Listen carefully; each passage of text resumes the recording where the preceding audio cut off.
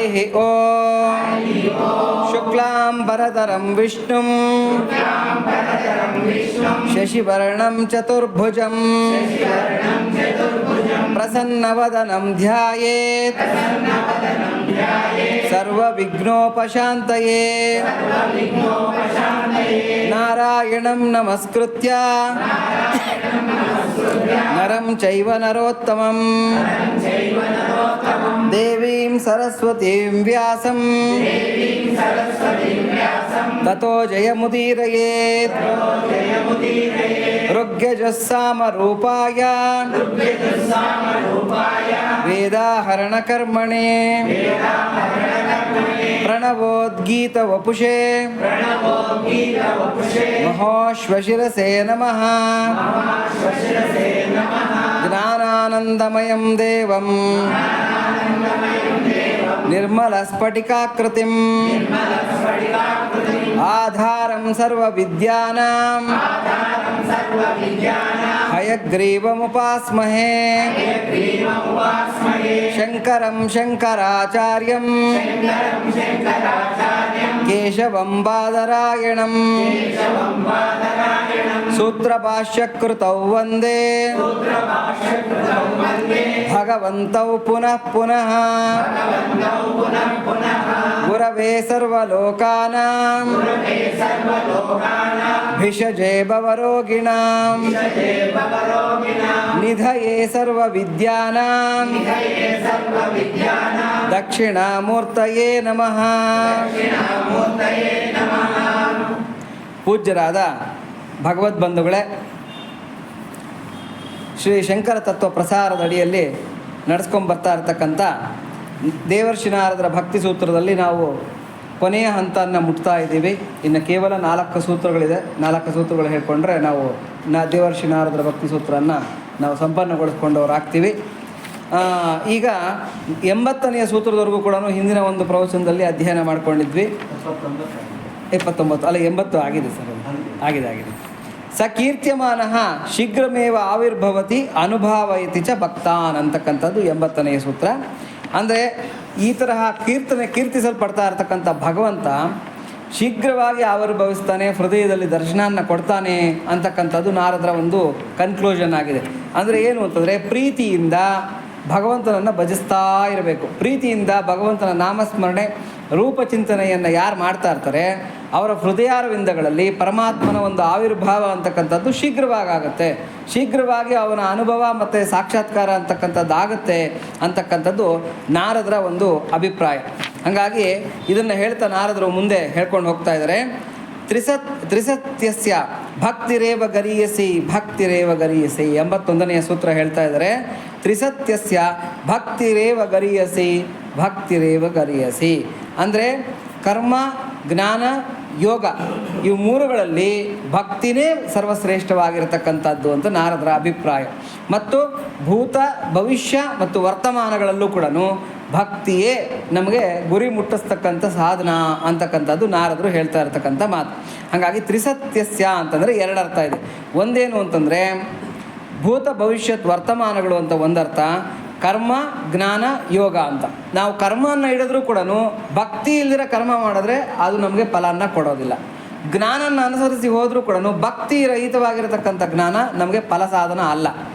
ಇನ್ನು ಯೋಗ ಮಾರ್ಗದಲ್ಲಿ ನಾವು ಹೋದರೂ ಕೂಡ ಭಕ್ತಿ ಇಲ್ದಿರ ಯೋಗ ಮಾಡ್ತಾ ಇದ್ದೀವಿ ಅಂತಂದರೆ ಅದು ಕೂಡ ಫಲ ಸಾಧನ ಅಲ್ಲ. ಹಾಗಾಗಿ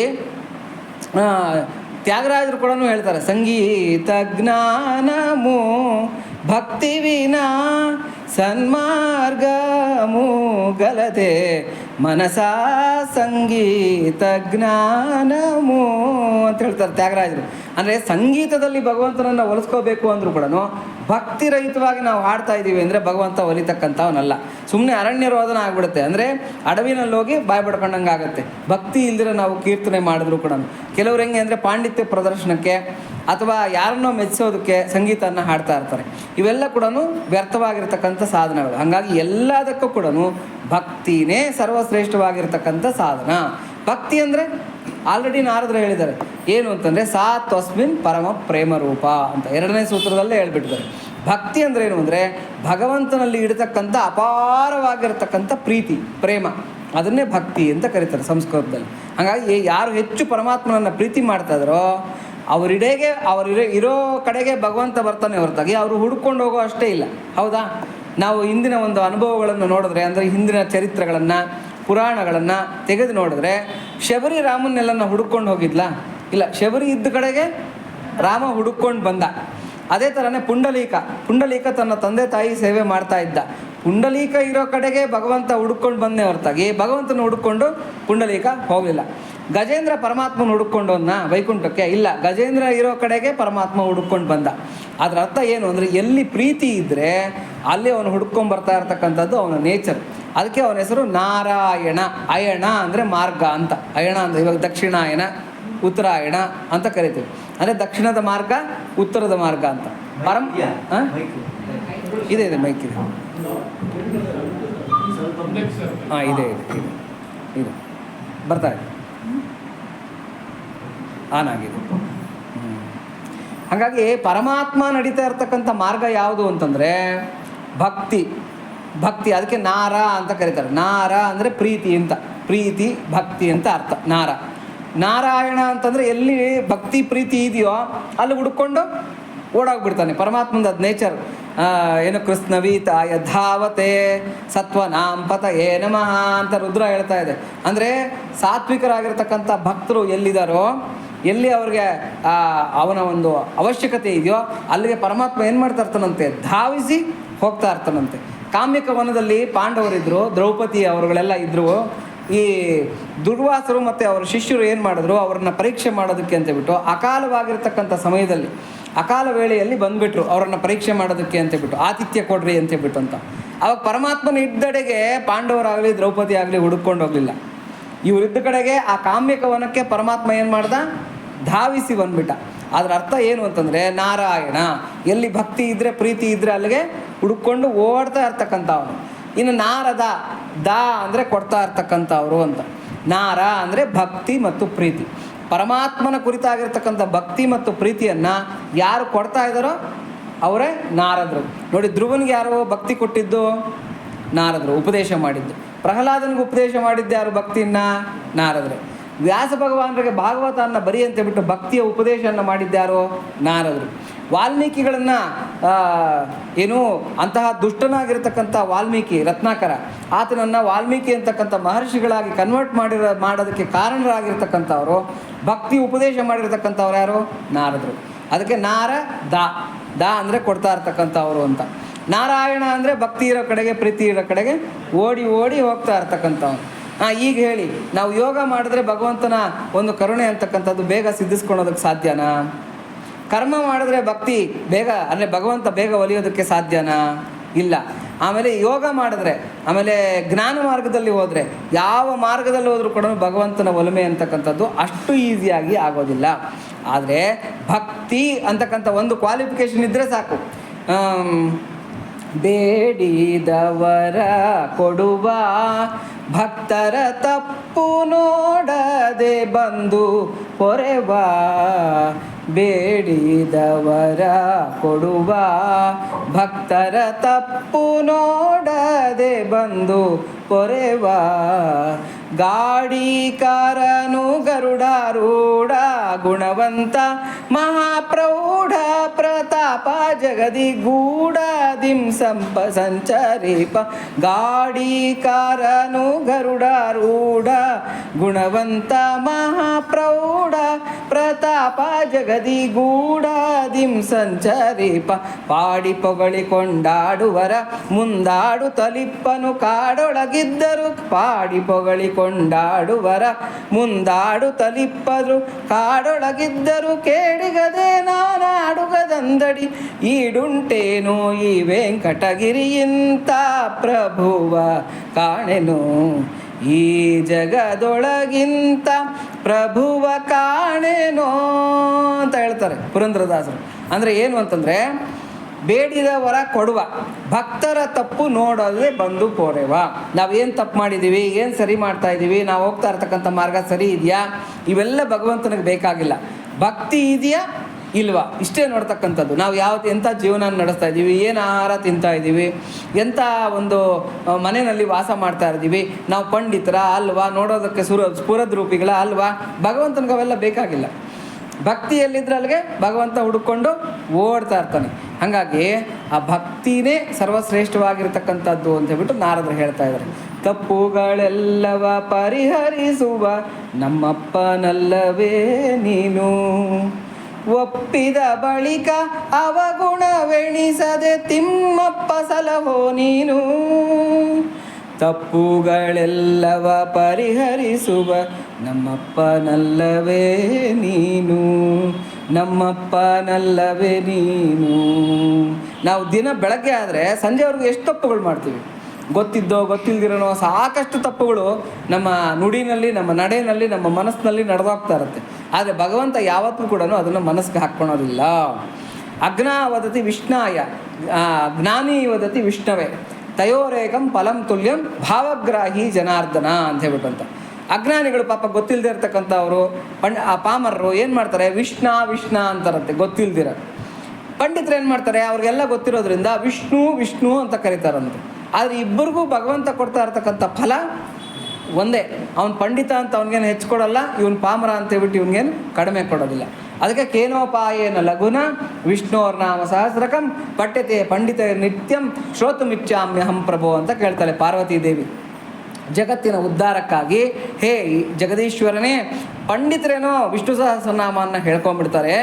ಆದರೆ ಪಾಮರರಿಗೆ ವಿಷ್ಣು ಸಹಸ್ರನಾಮ ಹೆಂಗೆ ಬರುತ್ತೆ? ಅವ್ರು ಸ್ಪೆಲ್ಲಿಂಗ್ ಮಿಸ್ಟೇಕ್ಗಳು ಮಾಡ್ಬೋದು, ಗ್ರಾಮರ್ ಮಿಸ್ಟೇಕ್ಗಳು ಮಾಡ್ಬೋದು, ಹೇಳೋದಕ್ಕೆ ಗೊತ್ತಿಲ್ದಿರ ಇರ್ಬೋದು, ಹೇಳ್ಕೊಡ್ತಕ್ಕಂಥ ಗುರುಗಳಿಲ್ದಿರ ಇರ್ಬೋದು. ಮತ್ತು ಪಾಪ ಅವರು ವಿಷ್ಣು ಸಹಸ್ರನಾಮವನ್ನು ಹೇಳ್ಕೊಳೋದಕ್ಕೆ ಏನನ್ನ short and sweet cut and ಇದು ಏನೋ ಶಾರ್ಟ್ ಕಟ್ ಏನನ್ನ ಇದೆಯಾ ಅಂತ ಪಾರ್ವತೀ ದೇವಿ ಕೇಳ್ತಾರೆ. ಅದಕ್ಕೆ ಪರಮೇಶ್ವರ ಎಂಥ ಉದಾಹರಣೆ ಕೊಡ್ತಾನೆ ಅಂದರೆ, ಎಂಥ ಉತ್ತರ ಕೊಡ್ತಾನೆ ಅಂತಂದರೆ, ಯಾಕೆ ಅವ್ರು ಕಷ್ಟಪಡೋದು? ವಿಷ್ಣು ಸಹಸ್ರನಾಮ ಚೆನ್ನಾಗಿ ಪಂಡಿತರು ಹೇಳಬೇಕು ಅಂದರೆ ಒಂದು 20-30 ನಿಮಿಷ ಆಗುತ್ತೆ. ನೀವು ಆ ಪಾಮರು ಪಾಪ ಅಷ್ಟು ಕಷ್ಟಪಡಬೇಕಾದಿಲ್ಲ. ಶ್ರೀರಾಮ ರಾಮ ರಾಮೇತಿ ರಮೇ ರಾಮೇ ಮನೋರಮೆ ಸಹಸ್ರನಾಮ ತತ್ತುಲ್ಯಂ ರಾಮನಾಮ ವರಾನನೆ. ಒಂದ್ಸಲಿ ಶ್ರೀರಾಮ ಅಂತ ಹೇಳಿದ್ರೆ ಸಾಕು, ಅವ್ರಿಗೆ ಒಂದ್ಸಲಿ ವಿಷ್ಣು ಸಹಸ್ರನಾಮ ಹೇಳಿದ್ರೆ ಫಲ ಸಿಕ್ಕಿಬಿಡುತ್ತೆ. ವಿಷ್ಣು ಸಹಸ್ರನಾಮ ಹೇಳೋದ್ರಿಂದ ಏನೇನು ಫಲಗಳು ಅಂತ ಹೇಳಿದಾರೋ ಆ ಫಲಶ್ರುತಿ ಎಲ್ಲ ಕೂಡ ಬರೀ ಒಂದ್ಸಲಿ ಶ್ರೀರಾಮ ಅಂದವ್ರಿಗೆ ಸಿಕ್ಬಿಡುತ್ತೆ. ಇನ್ನು ಇದಕ್ಕಿಂತ ಶಾರ್ಟ್ಕಟ್ಟು ಈಸಿ ವೇ ಏನನ್ನ ಇದೆಯಾ ಪಾರ್ವತಿ ಅಂತ ಕೇಳ್ತಾನೆ ಈಶ್ವರ.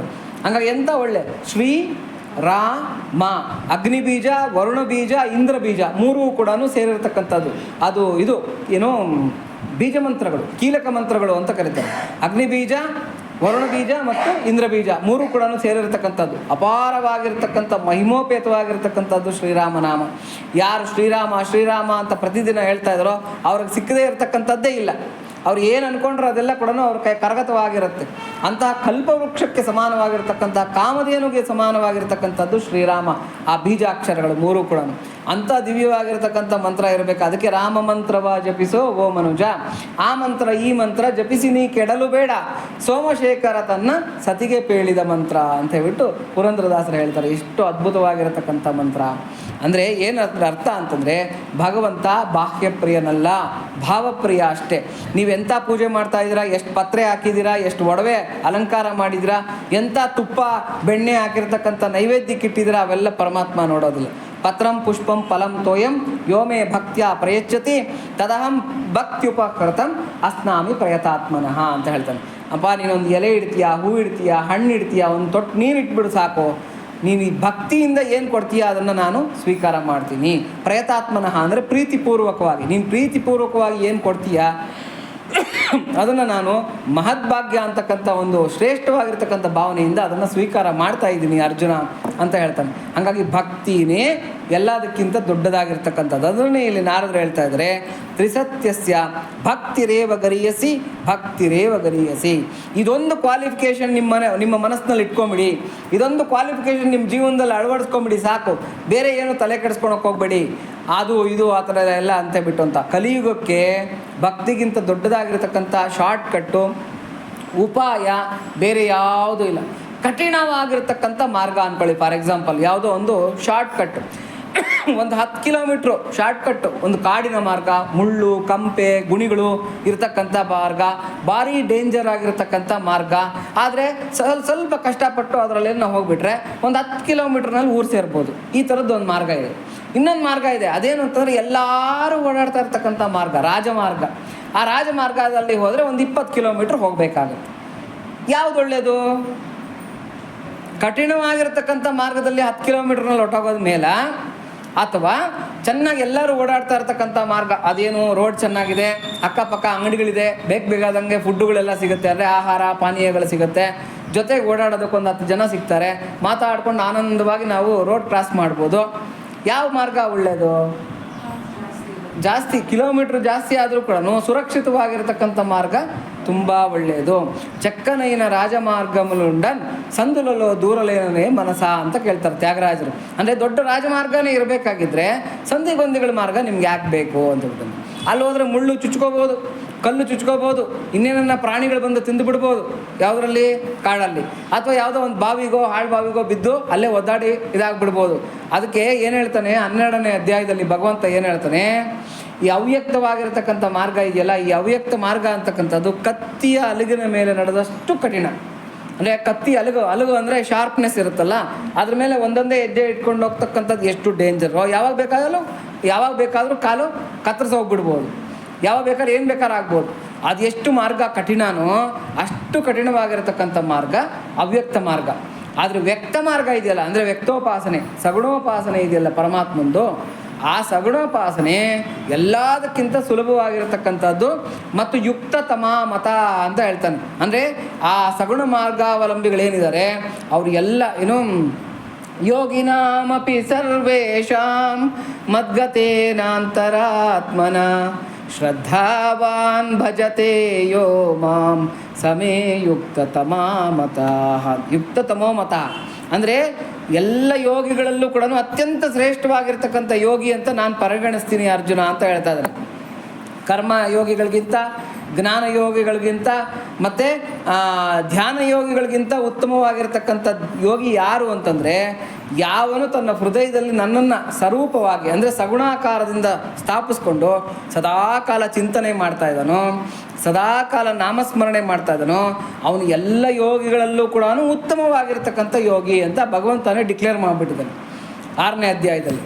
ಹಾಗಾಗಿ ಇದಕ್ಕಿಂತ ಸುಲಭವಾಗಿರತಕ್ಕಂಥ ಮಾರ್ಗ ಬೇರೆ ಯಾವುದೂ ಇಲ್ಲ. ನಾರದರು ಅದಕ್ಕೆ ಹೇಳ್ತಾ ಇದ್ದಾರೆ, ಎಲ್ಲ ಕಾಲಗಳಲ್ಲೂ ಕೂಡ, ಎಲ್ಲ ಮಾರ್ಗಗಳಲ್ಲೂ ಕೂಡ ಭಕ್ತಿಗಿಂತ ದೊಡ್ಡದಾಗಿರತಕ್ಕಂಥ ಮಾರ್ಗ ಬೇರೆ ಯಾವುದೂ ಇಲ್ಲ. ಭಕ್ತಿರೇವ ಗರೀಯಸಿ ಇದು ಕನ್ಕ್ಲೂಷನ್. ಅಂದರೆ ನಾರದರ ಎಲ್ಲ ಸೂತ್ರಗಳ ಸಾರಾಂಶ ನಾರದರು ಹೇಳ್ಬಿಡ್ತಾ ಇದ್ದಾರೆ, ಭಕ್ತಿರೇವ ಗರೀಯಸಿ. ಭಕ್ತಿ ಬಿಟ್ಟರೆ ಬೇರೆ ಯಾವುದೇ ದೊಡ್ಡ ಮಾರ್ಗ ಯಾವುದೂ ಇಲ್ಲ. ಹಾಗಾಗಿ ಭಕ್ತಿನೇ ಭದ್ರವಾಗಿ ಇಟ್ಕೊಳ್ಳಿ ಅಂತಕ್ಕಂಥದ್ದು ನಾರದರ ಅಭಿಪ್ರಾಯ. ಸಾಕ್ಷಾತ್ಕಾರಕ್ಕೆ ಕರೆದೊಯ್ಯುವ ಮಾರ್ಗಗಳಲ್ಲಿ ಕರ್ಮ, ಜ್ಞಾನ, ಭಕ್ತಿ, ಇವುಗಳಲ್ಲಿ ಭಕ್ತಿ ಮಾರ್ಗವೇ ಅತ್ಯುತ್ತಮ ಅಂತಕ್ಕಂಥದ್ದು ನಾರದರ ಒಂದು ಅಭಿಪ್ರಾಯ. ಇಲ್ಲಿ ನಾರದರು ಹೇಳ್ತಾ ಇದ್ದಾರೆ, ಆದ್ದರಿಂದ ನನ್ನಲ್ಲೇ ಚಿತ್ತವನ್ನಿಟ್ಟು ಭಕ್ತಿ ಸಂಪನ್ನನಾದ ಯೋಗಿಗೆ ಸಾಮಾನ್ಯವಾಗಿ ಜ್ಞಾನವಾಗಲಿ ವೈರಾಗ್ಯವಾಗಲಿ ಶ್ರೇಯಸ್ಸಾಧನವಲ್ಲ. ಇದೆಲ್ಲ ಕಠಿಣವಾಗಿರತಕ್ಕಂಥ ಮಾರ್ಗಗಳು. ಅದರಲ್ಲೂ ಕಲಿಯುಗದಲ್ಲಿ ನಮ್ಮ ಈ ನಿತ್ಯ ಜೀವನದಲ್ಲಿ ನಾವು ಜ್ಞಾನವನ್ನು ಸಂಪಾದನೆ ಮಾಡೋದಕ್ಕಾಗತ್ತಾ? ಒಳ್ಳೆ ಗುರು ಸಿಗ್ತಾರಾ? ಒಳ್ಳೆ ಜ್ಞಾನ ಸಿಗುತ್ತಾ ನಮಗೆ? ಆ ಜ್ಞಾನ ಸಿಕ್ಕಿದ್ರೂ ಕೂಡ ಅದನ್ನು ಗ್ರಹಿಸ್ತಕ್ಕಂಥ ಒಂದು ಬುದ್ಧಿಮತ್ತೆ ನಮಗಿದೆಯಾ? ಇಲ್ಲ. ಹಾಗಾಗಿ ಜ್ಞಾನ ಮಾರ್ಗ ಕಠಿಣ. ಯೋಗ ಮಾರ್ಗ ಮಾಡ್ತೀವ ಅಂತಂದರೆ ಬೆಳಗ್ಗೆ ತಿಂಡಿ ತಿಂದೇ ಇದ್ದರೆ ಮಧ್ಯಾಹ್ನಕ್ಕೆ ಸುಸ್ತಾಗೋಗಿ ಹಿಂಗೆ ಬಿದ್ದೋಗಿರ್ತೀವಿ. ಅನ್ನಗತವಾಗಿರತಕ್ಕಂಥ ಪ್ರಾಣ, ಆಹಾರ ನೀರು ಇಲ್ಲದೆ ಇದ್ದರೆ ನಮಗೆ ಕಷ್ಟ ಆಗಿಬಿಡುತ್ತೆ. ಹಾಗಾಗಿ ಈ ಕಲಿಯುಗಕ್ಕೆ ಯೋಗ ಮಾರ್ಗ ಕೂಡ ಕೂತ್ಕೋಬೇಕು, ಆಸನ ಜಯ ಬೇಕು, ಪ್ರಾಣಾಯಾಮಗಳನ್ನೆಲ್ಲ ಮಾಡಬೇಕು, ನಾಡಿ ಶುದ್ಧಿ ಮಾಡ್ಕೋಬೇಕು, ಆಮೇಲೆ ಧ್ಯಾನ, ಧಾರಣ, ಪ್ರತ್ಯಾಹಾರ, ಸಮಾಧಿ ಇವೆಲ್ಲ ಸಂಪಾದನೆ ಮಾಡ್ತಕ್ಕಂಥದ್ದು ಅಷ್ಟು ಸುಲಭ ಅಲ್ಲ. ಈಗಿನ ಕಾಲಕ್ಕೆ ಸದ್ಯ ಟೈಮೇ ಇರೋದಿಲ್ಲ. ಬೆಳಗ್ಗೆ ನಮ್ಮ ಕೆಲಸಗಳು ನಾವು ಮಾಡ್ಕೊಳೋದಕ್ಕೆ ಟೈಮ್ ಇರೋದಿಲ್ಲ. ಅಂಥದ್ರಲ್ಲಿ ಕೂತ್ಕೊಂಡು ಯೋಗ ಅವೆಲ್ಲ ಮಾಡೋದಕ್ಕಾಗತ್ತಾ? ಆಗಲ್ಲ. ಹಂಗಾಗಿ ಯೋಗ ಮಾರ್ಗನೂ ಕೂಡ ತುಂಬ ಕಠಿಣ ಕಲಿಯುಗಕ್ಕೆ. ಇನ್ನು ಕರ್ಮಯೋಗನ ಏನನ್ನ ಸಾಧಿಸೋದಕ್ಕಾಗತ್ತಾ ಅಂತಂದರೆ ಸದ್ಯ ಕರ್ಮಯೋಗನೂ ಅಷ್ಟು ಕಠಿಣ. ಅಂದರೆ ಏನು, ಈಗಿನ ಕಾಲದಲ್ಲಿ ಕರ್ಮಯೋಗ ಮಾಡ್ತಕ್ಕಂಥದ್ದು ಅಷ್ಟು ಈಸಿ ಅಲ್ಲ. ಕರ್ಮಯೋಗ ಅಂದ್ರೇನು ಅಂತಂದರೆ 24 ಗಂಟೆ ಬ್ಯುಸಿಯಾಗಿರಬೇಕು, 24 ಗಂಟೆ ಕೆಲಸ ಮಾಡ್ತಾ ಇರಬೇಕು, 24 ಗಂಟೆ ಭಗವಂತನ ಪ್ರೀತ್ಯರ್ಥವಾಗಿ ಎಲ್ಲ ಕೆಲಸ ಮಾಡ್ತಾ ಫಲನ ಆಶಿಸಬಾರ್ದು. ನಾವು ಹಂಗೆ ಮಾಡ್ತೀವಾ? ಇಲ್ಲ. ಒಂದು ತಿಂಗಳು ಸಂಬಳ ಬರೆದಿರೋಲ್ಲಿ ಸ್ಟ್ರೈಕ್ ಕೂತ್ಕೊತೀವಿ, ಸಂಬಳ ಕೊಟ್ಟಿಲ್ಲ ಅಂತ ಹೇಳ್ಬಿಟ್ಟು ಅಂತ. ಹಾಗಾಗಿ ಫಲಾನ್ನ ಅಪೇಕ್ಷಿಸದಿರ ನಾವು ಕೆಲಸ ಮಾಡ್ತಕ್ಕಂಥದ್ದು ಕಲಿಯುಗಕ್ಕೆ ತುಂಬ ಕಠಿಣ ಆಗಿದೆ. ಹಾಗಾಗಿ ಈ ಕಲಿಯುಗಕ್ಕೆ ಹೇಳಿ ಮಾಡ್ತಿರ್ತಕ್ಕಂಥ ಸುಲಭವಾಗಿರ್ತಕ್ಕಂಥ ಸುರಕ್ಷಿತವಾಗಿರ್ತಕ್ಕಂಥ ಮಾರ್ಗ ಯಾವುದು ಅಂತಂದರೆ ಭಕ್ತಿ ಮಾರ್ಗ ಒಂದೇ. ಅದನ್ನೇ ಇಲ್ಲಿ ಇದು ಭಾಗವತ ಹೇಳ್ತಾ ಇದೆ. ಆದ್ದರಿಂದ ನನ್ನಲ್ಲೇ ಚಿತ್ತವನ್ನಿಟ್ಟು ಭಕ್ತಿ ಸಂಪನ್ನನಾದ ಭಕ್ತಿಯೋಗಿಗೆ ಸಾಮಾನ್ಯವಾಗಿ ಜ್ಞಾನವಾಗಲಿ ವೈರಾಗ್ಯವಾಗಲಿ ಶ್ರೇಯಸ್ಸಾಧನವಲ್ಲ. ಕರ್ಮಗಳಿಂದ, ತಪಸ್ಸಿನಿಂದ, ಜ್ಞಾನ ವೈರಾಗ್ಯಾದಿಗಳಿಂದ, ಯೋಗದಿಂದ, ದಾನ ಧರ್ಮಗಳಿಂದ ಅಥವಾ ತೀರ್ಥಯಾತ್ರೆಯೇ ಮೊದಲಾದ ಇತರ ಶ್ರೇಯಸ್ಸಾಧನಗಳಿಂದ ಲಭಿಸುವ ಎಲ್ಲವನ್ನು ನನ್ನ ಭಕ್ತನು ನನ್ನ ಭಕ್ತಿಯೋಗ ಒಂದರಿಂದಲೇ ಅನಾಯಾಸವಾಗಿ ಶೀಘ್ರವಾಗಿ ಪಡೆದುಕೊಳ್ಳುವನು. ಒಂದು ವೇಳೆ ಆತನ ಸ್ವರ್ಗವನ್ನು, ಮೋಕ್ಷವನ್ನು ಅಥವಾ ನನ್ನನ್ನೇ ಬಯಸಿದರೂ ಕೂಡ ಅವನು ಸುಲಭವಾಗಿ ಹೊಂದಿಬಿಡುತ್ತಾನೆ. ಭಕ್ತಿ ಹೊಂದಿದ್ರೆ ಅವನು ಏನು ಬೇಕು ಅಂದರೆ ಅದು ಸಿಗುತ್ತೆ ಅಂತಕ್ಕಂಥದ್ದನ್ನು ಇಲ್ಲಿ ಭಾಗವತದಲ್ಲಿ ಶ್ರೀಕೃಷ್ಣ ಪರಮಾತ್ಮ ಹೇಳ್ತಾ ಇದ್ದಾನೆ. ಅದಕ್ಕೆ 7ನೇ ಅಧ್ಯಾಯದ ಕೊನೆಯಲ್ಲಿ ಹೇಳ್ತಾನೆ. 7ನೇ ಅಧ್ಯಾಯನ 7ನೇ ಅಧ್ಯಾಯನೋ 8ನೇ ಅಧ್ಯಾಯನೋ ಅದರಲ್ಲಿ ಕೊನೆಯಲ್ಲಿ ಹೇಳ್ತಾನೆ ಏನು ಅಂತಂದರೆ, ಅತ್ಯೇತಿ ತತ್ಸರ್ವಮಿದಂ ವಿದಿತ್ವ ಯೋಗಿ ಪರಂ ಸ್ಥಾನಂ ಉಪೈತಿ ಚಾದ್ಯಂ ಅಂತ ಹೇಳ್ತಾನೆ.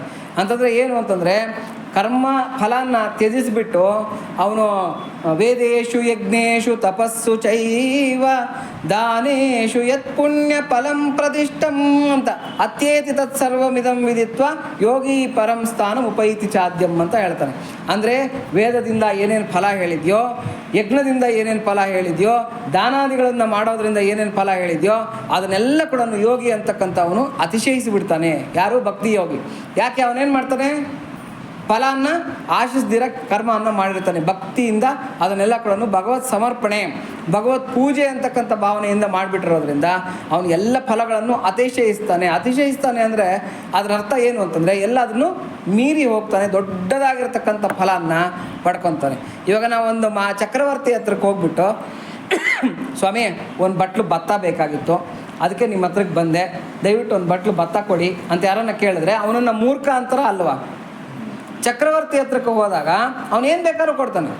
ಅಂಥದ್ರಲ್ಲಿ ಒಂದು ಬಟ್ಲು ಭತ್ತ ಕೊಡಿ ಅಂತ ಯಾರನ್ನ ಹೋಗಿ ಕೇಳ್ತಾರ ಚಕ್ರವರ್ತಿ ಹತ್ರ? ನೋಡಿ, ಒಬ್ಬ ಚಕ್ರವರ್ತಿ ಇದ್ದಂತೆ, ಅವನು ಮಹಾದಾನಿ ಅಂತವನು, ತುಂಬ ದಾನಿ, ದೊಡ್ಡ ದಾನಿ. ಅವನೇನು ಮಾಡ್ತಾ ಇದ್ದಂತೆ ಅಂತಂದರೆ, ಸಿಂಹಾಸನದಲ್ಲಿ ಕೂತ್ಕೊಳ್ಳೋದು, ಸಿಂಹಾಸನದ ಮುಂದೆ ನಾನಾ ತಟ್ಟೆಗಳು, ಒಂದು 100-150 ತಟ್ಟೆಗಳನ್ನೆಲ್ಲ ಜೋಡಿಸ್ಕೊಳ್ಳೋದು.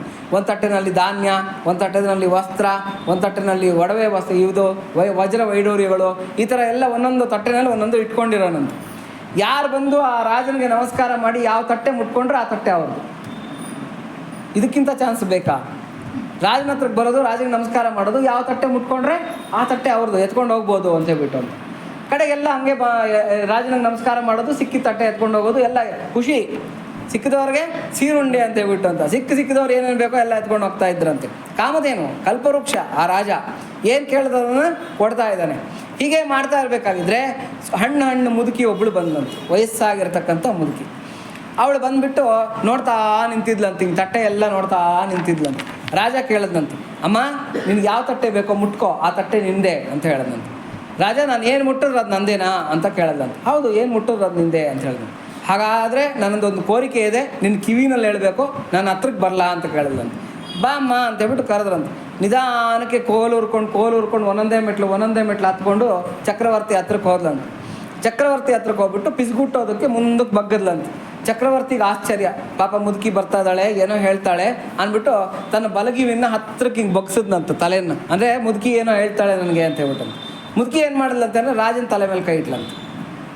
ಅದರರ್ಥ ಏನು ರಾಜ ನನ್ನವನು ಅಂತ ಹೇಳ್ಬಿಟ್ಟು ಅಂತ. ಅಂದರೆ ಏನು ಮುಟ್ಟಿದ್ರೆ ಅದು ಅವಳದೇ ತಾನೇ, ರಾಜನೇ ನನ್ನವನು ಆದಮೇಲೆ ರಾಜಂದೆಲ್ಲ ಏನಾಗುತ್ತೆ?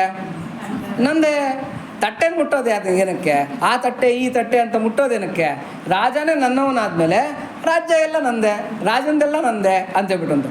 ಆವಾಗ ರಾಜ ಏನು ಮಾಡಿದ್ನಂತೆ, ಇವಳಿಗೆ ರಾಜಮಾತಾ ಅಂತಕ್ಕಂಥ ಬಿರುದನ್ನು ಕೊಟ್ಟು ಗೌರವಿಸಿ ಅಂತಃಪುರದಲ್ಲಿ ಇಟ್ಕೊಂಡು ಸಾಯೋವರೆಗೂ ಚೆನ್ನಾಗಿ ನೋಡ್ಕೊಂಡಂತೆ. ಯಾರನ್ನ? ಆ ಮುದುಕಿನ. ಅಂದರೆ ತಟ್ಟೆ ಮುಟ್ಟಿದಿದ್ರೆ ಆ ತಟ್ಟೆ ಅಷ್ಟೇ ಅವಳದಾಗ್ತಾಯಿತ್ತು. ಎಷ್ಟು ದಿವಸ ಬರ್ತಾಯಿತ್ತು? 1 ತಿಂಗಳ, 2 ತಿಂಗಳ, ಖಾಲಿ ಆದಮೇಲೆ ಮತ್ತೆ ಅವಳು ಬಡವಳೆ. ಆದರೆ ರಾಜನ ತಲೆ ಮೇಲೆ ಕೈ ಇಟ್ಟಿದ್ರಿಂದ ಇಡೀ ರಾಜ್ಯನೇ ಅವಳದಾಗೋಯ್ತು. 1 ನಿಮಿಷದಲ್ಲಿ ರಾಜ್ಯನೇ ಅವಳದಾಗೋಯ್ತು. ರಾಜ ಅವಳ ಮಗ ಆಗೋಗ್ಬಿಟ್ಟ. ಎಂಥ ಒಳ್ಳೆ ಅದ್ಭುತವಾಗಿರ್ತಕ್ಕಂಥ ಅವಕಾಶ. ಹಾಗೆ ನಾವು ಭಗವಂತನ ಹತ್ರಕ್ಕೆ ಹೋಗ್ಬಿಟ್ಟು ಏನನ್ನು ಕೇಳಬಾರ್ದು. ನಂಗೆ ಅದು ಕೊಡು, ನಂಗೆ ಇದು ಕೊಡು ಅಂತ ಕೇಳಿದ್ರೆ ಕೇಳಿದಷ್ಟು ಮಾತ್ರ ಕೊಡ್ತಾನೆ. ಹೌದಾ, ಸರಿ ತೊಗೊಂಡು ಹೋಗು ಅಂತ ಹೇಳ್ಬಿಟ್ಟು. ಅದೇ ರಾಜನ ತಲೆ ಮೇಲೆ ಕೈ ಇಟ್ಬಿಟ್ರೆ ನೀನೇ ಬೇಕು ಅಂತ ಹೇಳ್ಬಿಟ್ಟು ಆ ರಾಜನೇ ನನ್ನವನಾಗ್ಬಿಡ್ತಾನೆ. ಆವಾಗ ಇಡೀ ಅವನ ರಾಜ್ಯ ಏನಿದೆ ಆ ರಾಜ್ಯ ಎಲ್ಲ ನಂದೇ. ಅದಕ್ಕಿಂತ ಸ್ವತಂತ್ರವಾಗಿರ್ತಕ್ಕಂಥ ಬದುಕಿನ್ಯಾವುದಾದ್ರೂ ಇದೆಯಾ? ಅದನ್ನೇ ಇಲ್ಲಿ ಭಾಗವತ ಹೇಳ್ತಾ ಇರ್ತಕ್ಕಂಥದ್ದು. ಶರೀರ, ವಾಕು ಮತ್ತು ಮನಸ್ಸು ಇವೇ ತ್ರಿಕರಣಗಳು. ಶರೀರದಿಂದ ಮಾಡುವ ಧರ್ಮಾಚರಣೆಯು ಕಾಯಿಕ ಸತ್ಯ, ಸತ್ಯವಚನವೇ ವಾಚಿಕ ಸತ್ಯ, ಭಕ್ತಿಪೂರಿತ ಭಗವತ್ ಚಿಂತನವೇ ಮಾನಸಿಕ ಸತ್ಯ. ಇವುಗಳಲ್ಲಿ ಮಾನಸಿಕ ಸತ್ಯವೇ ಶ್ರೇಷ್ಠವಾಗಿರ್ತಕ್ಕಂಥದ್ದು. ಕೈಯಿಂದ ಕರ್ಮದಿಂದ ಮಾಡ್ತಾರಕ್ಕಿರ್ತಕ್ಕಂಥ ಸೇವೆಗಿಂತ, ಸ್ತೋತ್ರಾದಿಗಳನ್ನು ಮಾಡ್ತಕ್ಕಂಥ ವಾಚಿಕವಾಗಿರ್ತಕ್ಕಂಥ ಸೇವೆಗಿಂತ ಮಾನಸಿಕ ಧ್ಯಾನ ಇದೆಯಲ್ಲ, ಅಂದರೆ ಮನಸ್ಸಿನಲ್ಲಿ ಪರಮಾತ್ಮನನ್ನು ಚಿಂತನೆ ಮಾಡೋದಿದೆಯಲ್ಲ, ಅದು ಎಲ್ಲದಕ್ಕಿಂತ ಶ್ರೇಷ್ಠವಾಗಿರ್ತಕ್ಕಂಥ ಪೂಜೆ ಅಂತ ಇಲ್ಲಿ ಹೇಳ್ತಾ ಇದ್ದಾರೆ. ಈ ಕಲಿಯುಗದಲ್ಲಿ ಅಶುದ್ಧ ಮನಸ್ಕರು, ಪಾಪದಿಂದ ಗಳಿಸಿದ ದ್ರವ್ಯದಿಂದ ಜೀವಿಸುವಂಥವರು, ವಿಹಿತ ಕರ್ಮಗಳನ್ನು ಬಿಟ್ಟಿರುವಂಥವರು ಆದ ಜನರಿಗೆ ಗೋವಿಂದನ ಕೀರ್ತನೆಯೊಂದೇ ಗತಿ. ಕಲಿಯುಗದಲ್ಲಿ ನೋಡಿ, ನಮ್ಮ ದ್ರವ್ಯ ಶುದ್ಧಿ ಇಲ್ಲ, ಅಂದರೆ ನಾವು ಮಾಡ್ತಾ ಇರ್ತಕ್ಕಂಥ ಸಂಪಾದನೆ ಶುದ್ಧಿ ಇಲ್ಲ, ನಾವು ತಿಂತಾ ಇರ್ತಕ್ಕಂಥ ಆಹಾರ ಶುದ್ಧಿ ಇಲ್ಲ, ನಾವು ನಡೆಸ್ತಾ ಇರ್ತಕ್ಕಂಥ ಜೀವನ ಶುದ್ಧಿ ಇಲ್ಲ, ನಾವು ಮಾತಾಡ್ತಾ ಇರ್ತಕ್ಕಂಥ ಮಾತು ಶುದ್ಧ ಇಲ್ಲ. ಆಮೇಲೆ ಈ ಎಲ್ಲ ಅಶುದ್ಧವಾಗಿರ್ತಕ್ಕಂಥ ಗೊತ್ತಲ್ವ, ಎಲ್ಲ ಕಂಟಾಮಿನೇಟೆಡ್ಡೆ. ಒಂದು ಮೆಣಸಿನ ಪುಡಿಯನ್ನು ನಾವೇನು ನಂಬೋಂಗಿಲ್ಲ, ಒಂದು ಧನಿಯಾ ಪುಡಿನ ನಂಬೋಂಗಿಲ್ಲ, ಒಂದು ಹಿಟ್ಟನ್ನು ನಂಬೋಂಗಿಲ್ಲ.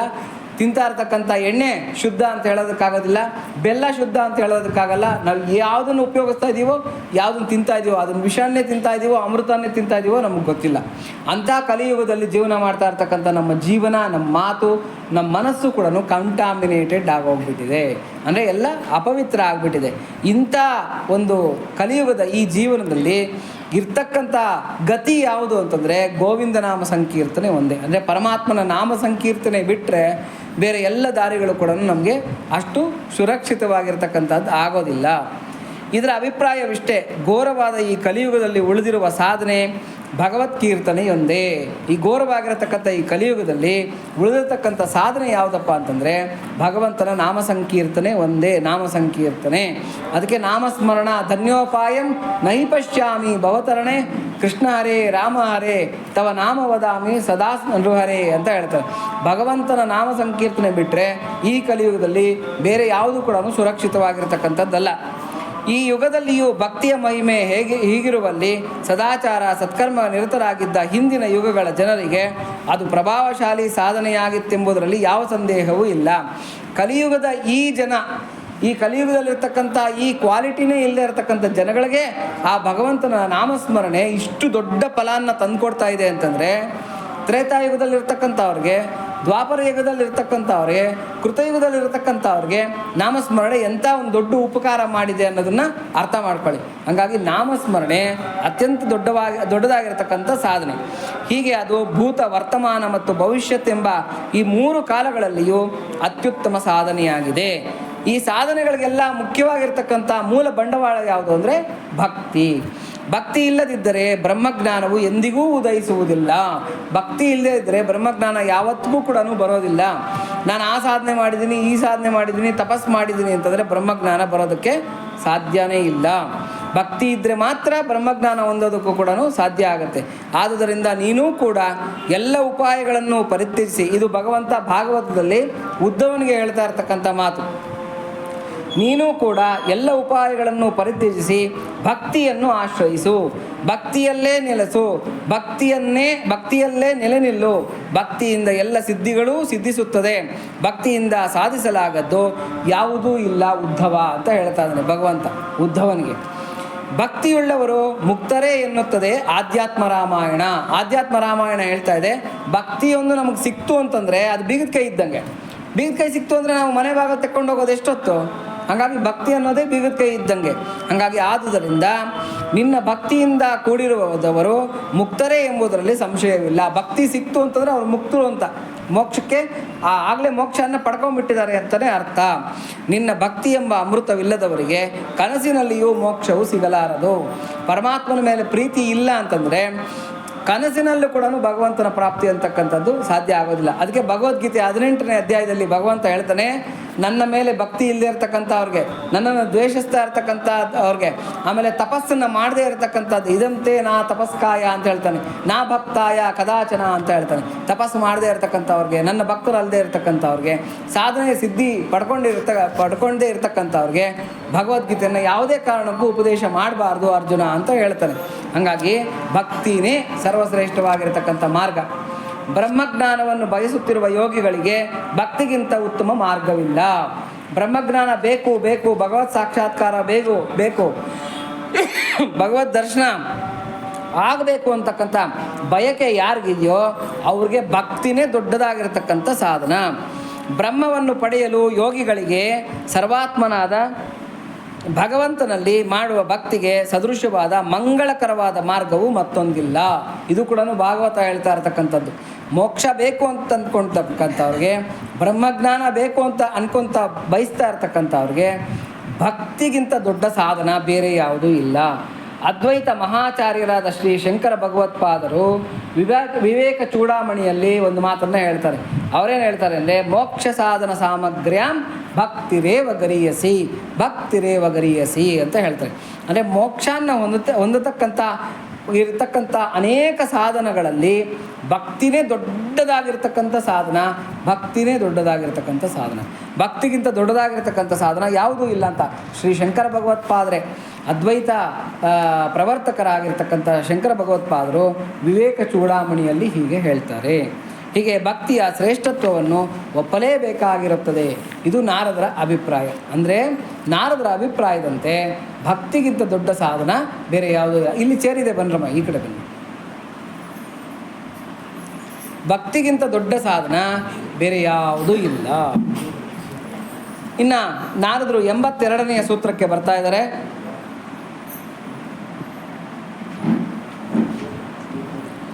ಪ್ರೀತಿ ಒಂದು ಮನಸ್ಸಿನಲ್ಲಿದೆ ಅಂತಂದರೆ, ಈ ಪ್ರೀತಿ ಅಂತಕ್ಕಂಥದ್ದು ಹೇಗೆ ಅಂದರೆ, ಮೂಗ ಸವಿಯನ್ನು ರುಚಿ ನೋಡಿ ಎಕ್ಸ್ಪ್ಲೇನ್ ಮಾಡ್ದಂಗೆ. ಈ ಮೂಗನಿಗೆ ಯಾರೋ ಲಾಡು ತಿನ್ನಿಸ್ಬಿಟ್ರಂತೆ.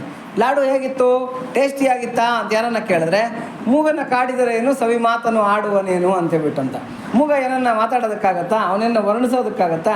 ಹೆಂಗಿತ್ತಪ್ಪ ಮದುವೆ ಅಡುಗೆ ಚೆನ್ನಾಗಿತ್ತಾ ಅಂತ ಯಾರನ್ನ ಕೇಳಿದ್ರೆ ಹ್ಞೂ ಅಂತೆಲ್ಲ ಎಕ್ಸ್ಪ್ಲೇನ್ ಮಾಡ್ತಾನೆ ಅಷ್ಟೇ. ಏನು ಮಾತಾಡೋದಕ್ಕಾತನ ಕೈನಲ್ಲಿ ಆಗೋದಿಲ್ಲ. ಭಕ್ತನ ಅವಸ್ಥೆನೂ ಹೀಗೆ ಇರುತ್ತೆ. ಯಾರಿಗೆ ಭಕ್ತಿ ಸಿದ್ಧಿ ಆಗಿದೆಯೋ ಅವ್ರಿಗೆ 11 ವಿಧದಲ್ಲಿ ಅದು ತೋರ್ಕೊಳತ್ತಂತೆ. ಅಂದರೆ ಭಕ್ತಿ ನಮಗೆ ಕರಗತ ಆಗಿದೆ ಅಂತಂದರೆ 11 ವಿಧದಲ್ಲಿ ಆ ಭಕ್ತಿಯ ಒಂದು ತೋರಿಕೆ ಅನ್ನೋದು ಕಾಣಿಸ್ಕೊಳುತ್ತಂತೆ.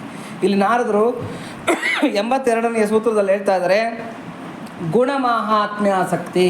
ಭಕ್ತಿ ಕರಗತ ಆಗಿದೆ ಅಂತಂದರೆ ಆ ಭಕ್ತನಿಗೆ ಏನಾಗ್ಬಿಡುತ್ತೆ ಅಂದರೆ, ಭಗವಂತನ ಗುಣಗಳನ್ನು ಹಾಡಿ ಹೊಗಳ್ತಕ್ಕಂಥದ್ದು, ಮಹಾತ್ಮೆಯನ್ನು ಹಾಡಿ ಹೊಗಳ್ತಾ ಇರ್ತಕ್ಕಂಥದ್ದು. ಅಯ್ಯೋ ಪರಮಾತ್ಮನ ಮಹಾತ್ಮೆ ಏನು ಅಂತ ಹೇಳಬೇಕು ಸ್ವಾಮಿ, ಅವನು ಅಪಾರ ಕರುಣಾಳು, ಅಪಾರ ಕೃಪಾಳು ಅಂತೇಳ್ಬಿಟ್ಟು ಭಗವಂತನನ್ನು ಹೊಗಳ್ತಾ ಇರ್ತಾನೆ. ಇಲ್ಲ ಭಗವಂತನ ಗುಣನ ಮಹಾತ್ಮೆಯನ್ನು ಕೇಳ್ತಾ ಇರ್ತಾನೆ. ಈ ಒಂದು ಗುಣ ಭಕ್ತನಿಗೆ ಉಂಟಾಗ್ಬಿಡುತ್ತೆ. ರೂಪಾಸಕ್ತಿ. ಯಾವಾಗಲೂ ಕೂತ್ಕೊಂಡು ಅವನು ಯಾವ ಕಲರ್ ಇದ್ದ, ಅವನ ತುಟಿ ಹೆಂಗಿತ್ತು, ಅವನ ಕಣ್ಣು ಹೆಂಗಿತ್ತು, ಅವನ ಮೂಗು ಹೆಂಗಿತ್ತು, ಅವನ ಕೂದಲು ಹೆಂಗಿತ್ತು, ಅವನ ಹಾವ ಭಾವ ಹೆಂಗಿತ್ತು, ಅವನು ಮಾತಾಡೋ ಸ್ಟೈಲ್ ಹೆಂಗಿತ್ತು, ಇದನ್ನೇ ಯಾವಾಗಲೂ ಕೂಡ ಕೂತ್ಕೊಂಡು ಚಿಂತನೆ ಮಾಡ್ತಾ ಇರ್ತಕ್ಕಂಥದ್ದು. ಇದನ್ನು ರೂಪಾಸಕ್ತಿ ಅಂತ ಕರೀತಾರೆ.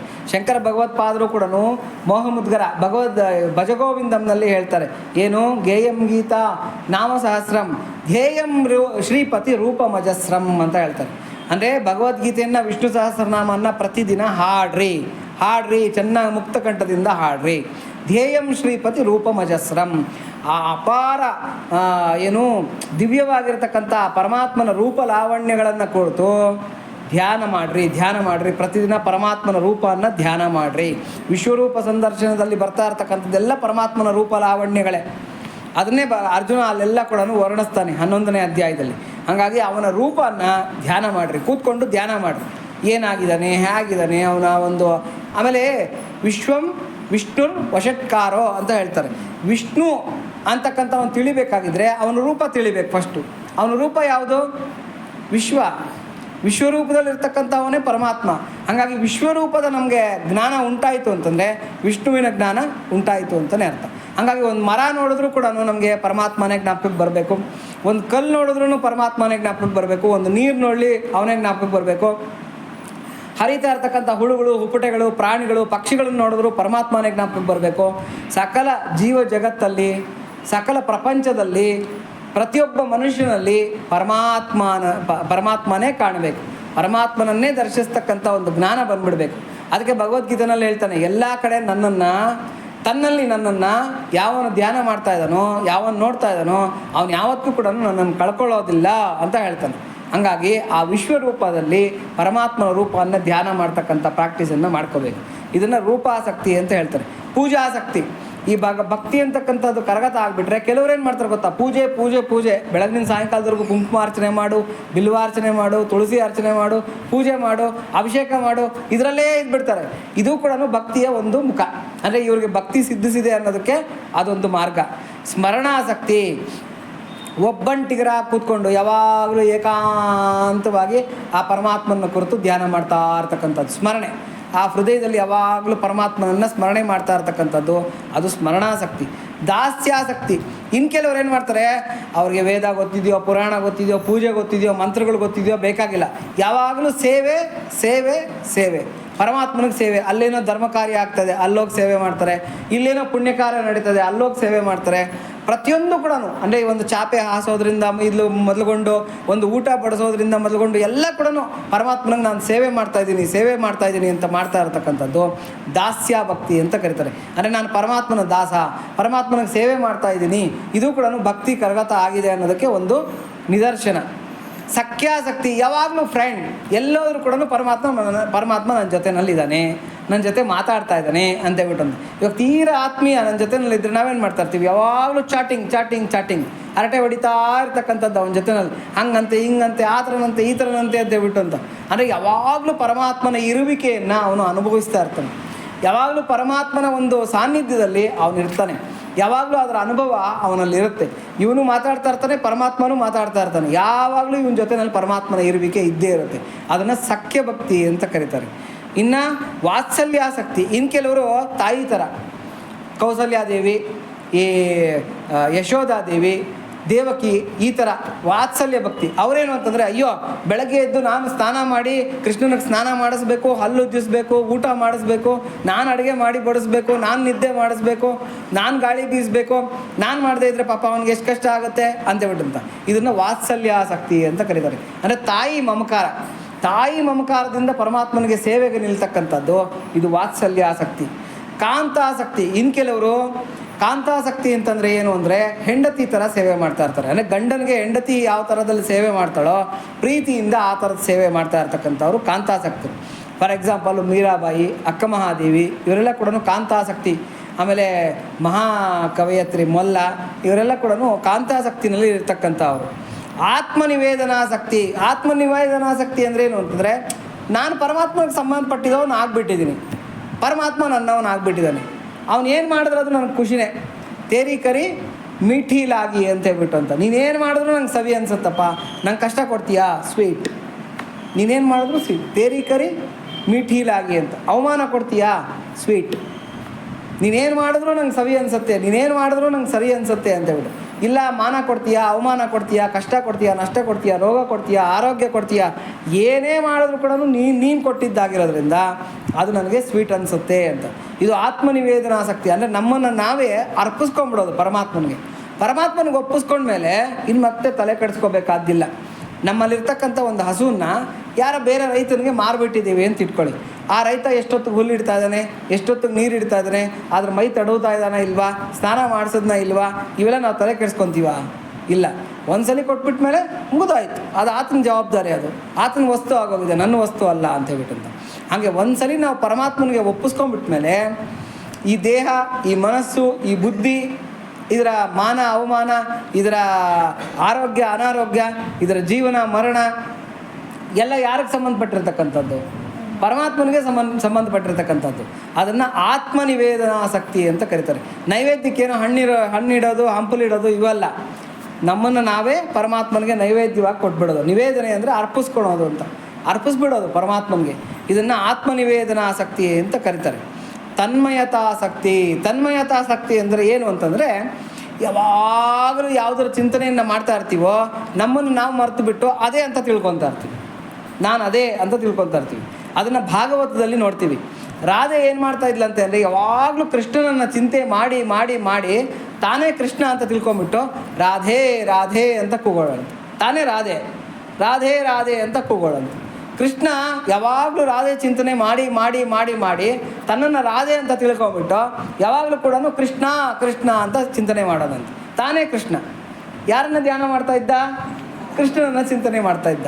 ಹಾಗೆ ಯಾವಾಗಲೂ ನಮ್ಮ ಇಷ್ಟ ವಸ್ತುವಿನ ಧ್ಯಾನವನ್ನು ಮಾಡ್ತಾ ಇರ್ತೀವೋ ಕಡೆಗೆ ಏನಾಗುತ್ತೆ ಅಂತಂದರೆ ಧ್ಯಾನ ಮಾಡಿ ಮಾಡಿ ಮಾಡಿ ನಾವು ಏನು ಅನ್ನೋದು ಮರ್ತೋಗ್ಬಿಟ್ಟು ನಾವು ಅದೇ ಆಗೋಗ್ಬಿಟ್ಟಿರ್ತೀವಿ. ಅದನ್ನು ತನ್ಮಯತಾಸಕ್ತಿ ಅಂತ ಕರೀತಾರೆ. ಇವಾಗ ನೋಡಿ, ನೀರನ್ನು ಇಲ್ಲಿರ್ತಕ್ಕಂಥ ನೀರನ್ನು ತೆಗೆದು ಈ ಬಾಟ್ಲಲ್ಲಿ ಹಾಕಿದ್ರೆ ಕಡೆಗೆ ಆ ನೀರು ಏನಾಗುತ್ತೆ? ಆ ಬಾಟ್ಲಲ್ಲಿ ಇರ್ತಕ್ಕಂಥ ನೀರೇ ಆಗುತ್ತೆ. ಹೌದಾ? ಅಪರಂಜಿ ಬಂಗಾರ ಸ್ವಲ್ಪ ತೆಗೆದು ಇನ್ನೊಂದು ಸ್ವಲ್ಪ ಬಂಗಾರದ ಜೊತೆ ನಾವು ಮಿಕ್ಸ್ ಮಾಡಿದ್ರೆ ಆ ಬಂಗಾರ ಏನಾಗುತ್ತೆ? ಬಂಗಾರನೇ ಆಗುತ್ತೆ. ಆಲ್ರೆಡಿ ಬಂಗಾರ ಆ ಬಂಗಾರದ ಜೊತೆ ಸೇರೋಗುತ್ತೆ.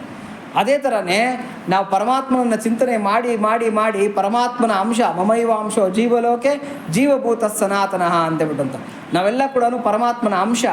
ಆ ಪರಮಾತ್ಮನ ಅಂಶವಾಗಿರ್ತಕ್ಕಂಥ ನಾವು ಧ್ಯಾನ ಮಾಡಿ ಮಾಡಿ ಮಾಡಿ ಮಾಡಿ ಕಡೆಗೆ ನಮಗೆ ಅರ್ಥ ಆಗುತ್ತೆ, ನಾನು ಬೇರೆ ಅಲ್ಲ, ನಾನು ಪರಮಾತ್ಮನೇ ನಾನಾಗಿದ್ದೀನಿ ಅಂತಕ್ಕಂಥ ಒಂದು ಅರಿವು ಬರುತ್ತೆ.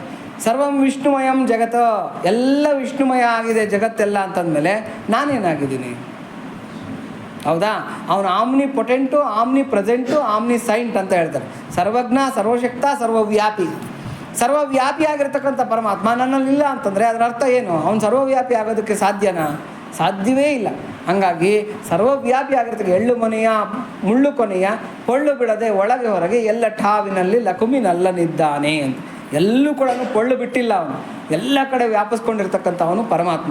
ಹಾಗಾಗಿ ಸರ್ವವ್ಯಾಪಿಯಾಗಿರ್ತಕ್ಕಂಥ ಪರಮಾತ್ಮ ಎಲ್ಲ ಕಡೆ ಇದ್ದಾನೆ, ನನ್ನಲ್ಲೂ ಇದ್ದಾನೆ, ನನ್ನ ಸ್ವರೂಪವಾಗೇ ಇದ್ದಾನೆ, ನಾನೇ ಆಗಿದ್ದಾನೆ ಅಂತ ಯಾವನಿಗೆ ಗೊತ್ತಾಗುತ್ತೋ ಅವನಿಗೆ ತನ್ಮಯತೆ ಅಂತಕ್ಕಂಥದ್ದು ಉಂಟಾಗುತ್ತೆ. ಇದು ತನ್ಮಯತಾಸಕ್ತಿ. ಪರಮ ವಿರಹಾಸಕ್ತಿ. ನೋಡಿ, ನಮ್ಮ ಕೈನಲ್ಲಿ ಒಂದು ವಸ್ತು ಇರೋವರೆಗೂ ಕೂಡ ಅದ್ರ ಬೆಲೆ ಗೊತ್ತಾಗೋದಿಲ್ಲ. ಆರೋಗ್ಯ ಇರೋವರೆಗೂ ಕೂಡ ಆ ಆರೋಗ್ಯದ ಬೆಲೆ ನಮ್ಗೆ ಗೊತ್ತಾಗೋದಿಲ್ಲ. ಯಾವಾಗ ಅನಾರೋಗ್ಯ ಉಂಟಾಗುತ್ತೆ ಆವಾಗ ಏನಪ್ಪ ಆವಾಗ ಆರೋಗ್ಯವಂತನಾಗಿದ್ದೆ, ಶರೀರ ಚೆನ್ನಾಗಿತ್ತೋ ಅಂತ ಹೇಳ್ತೀವಿ.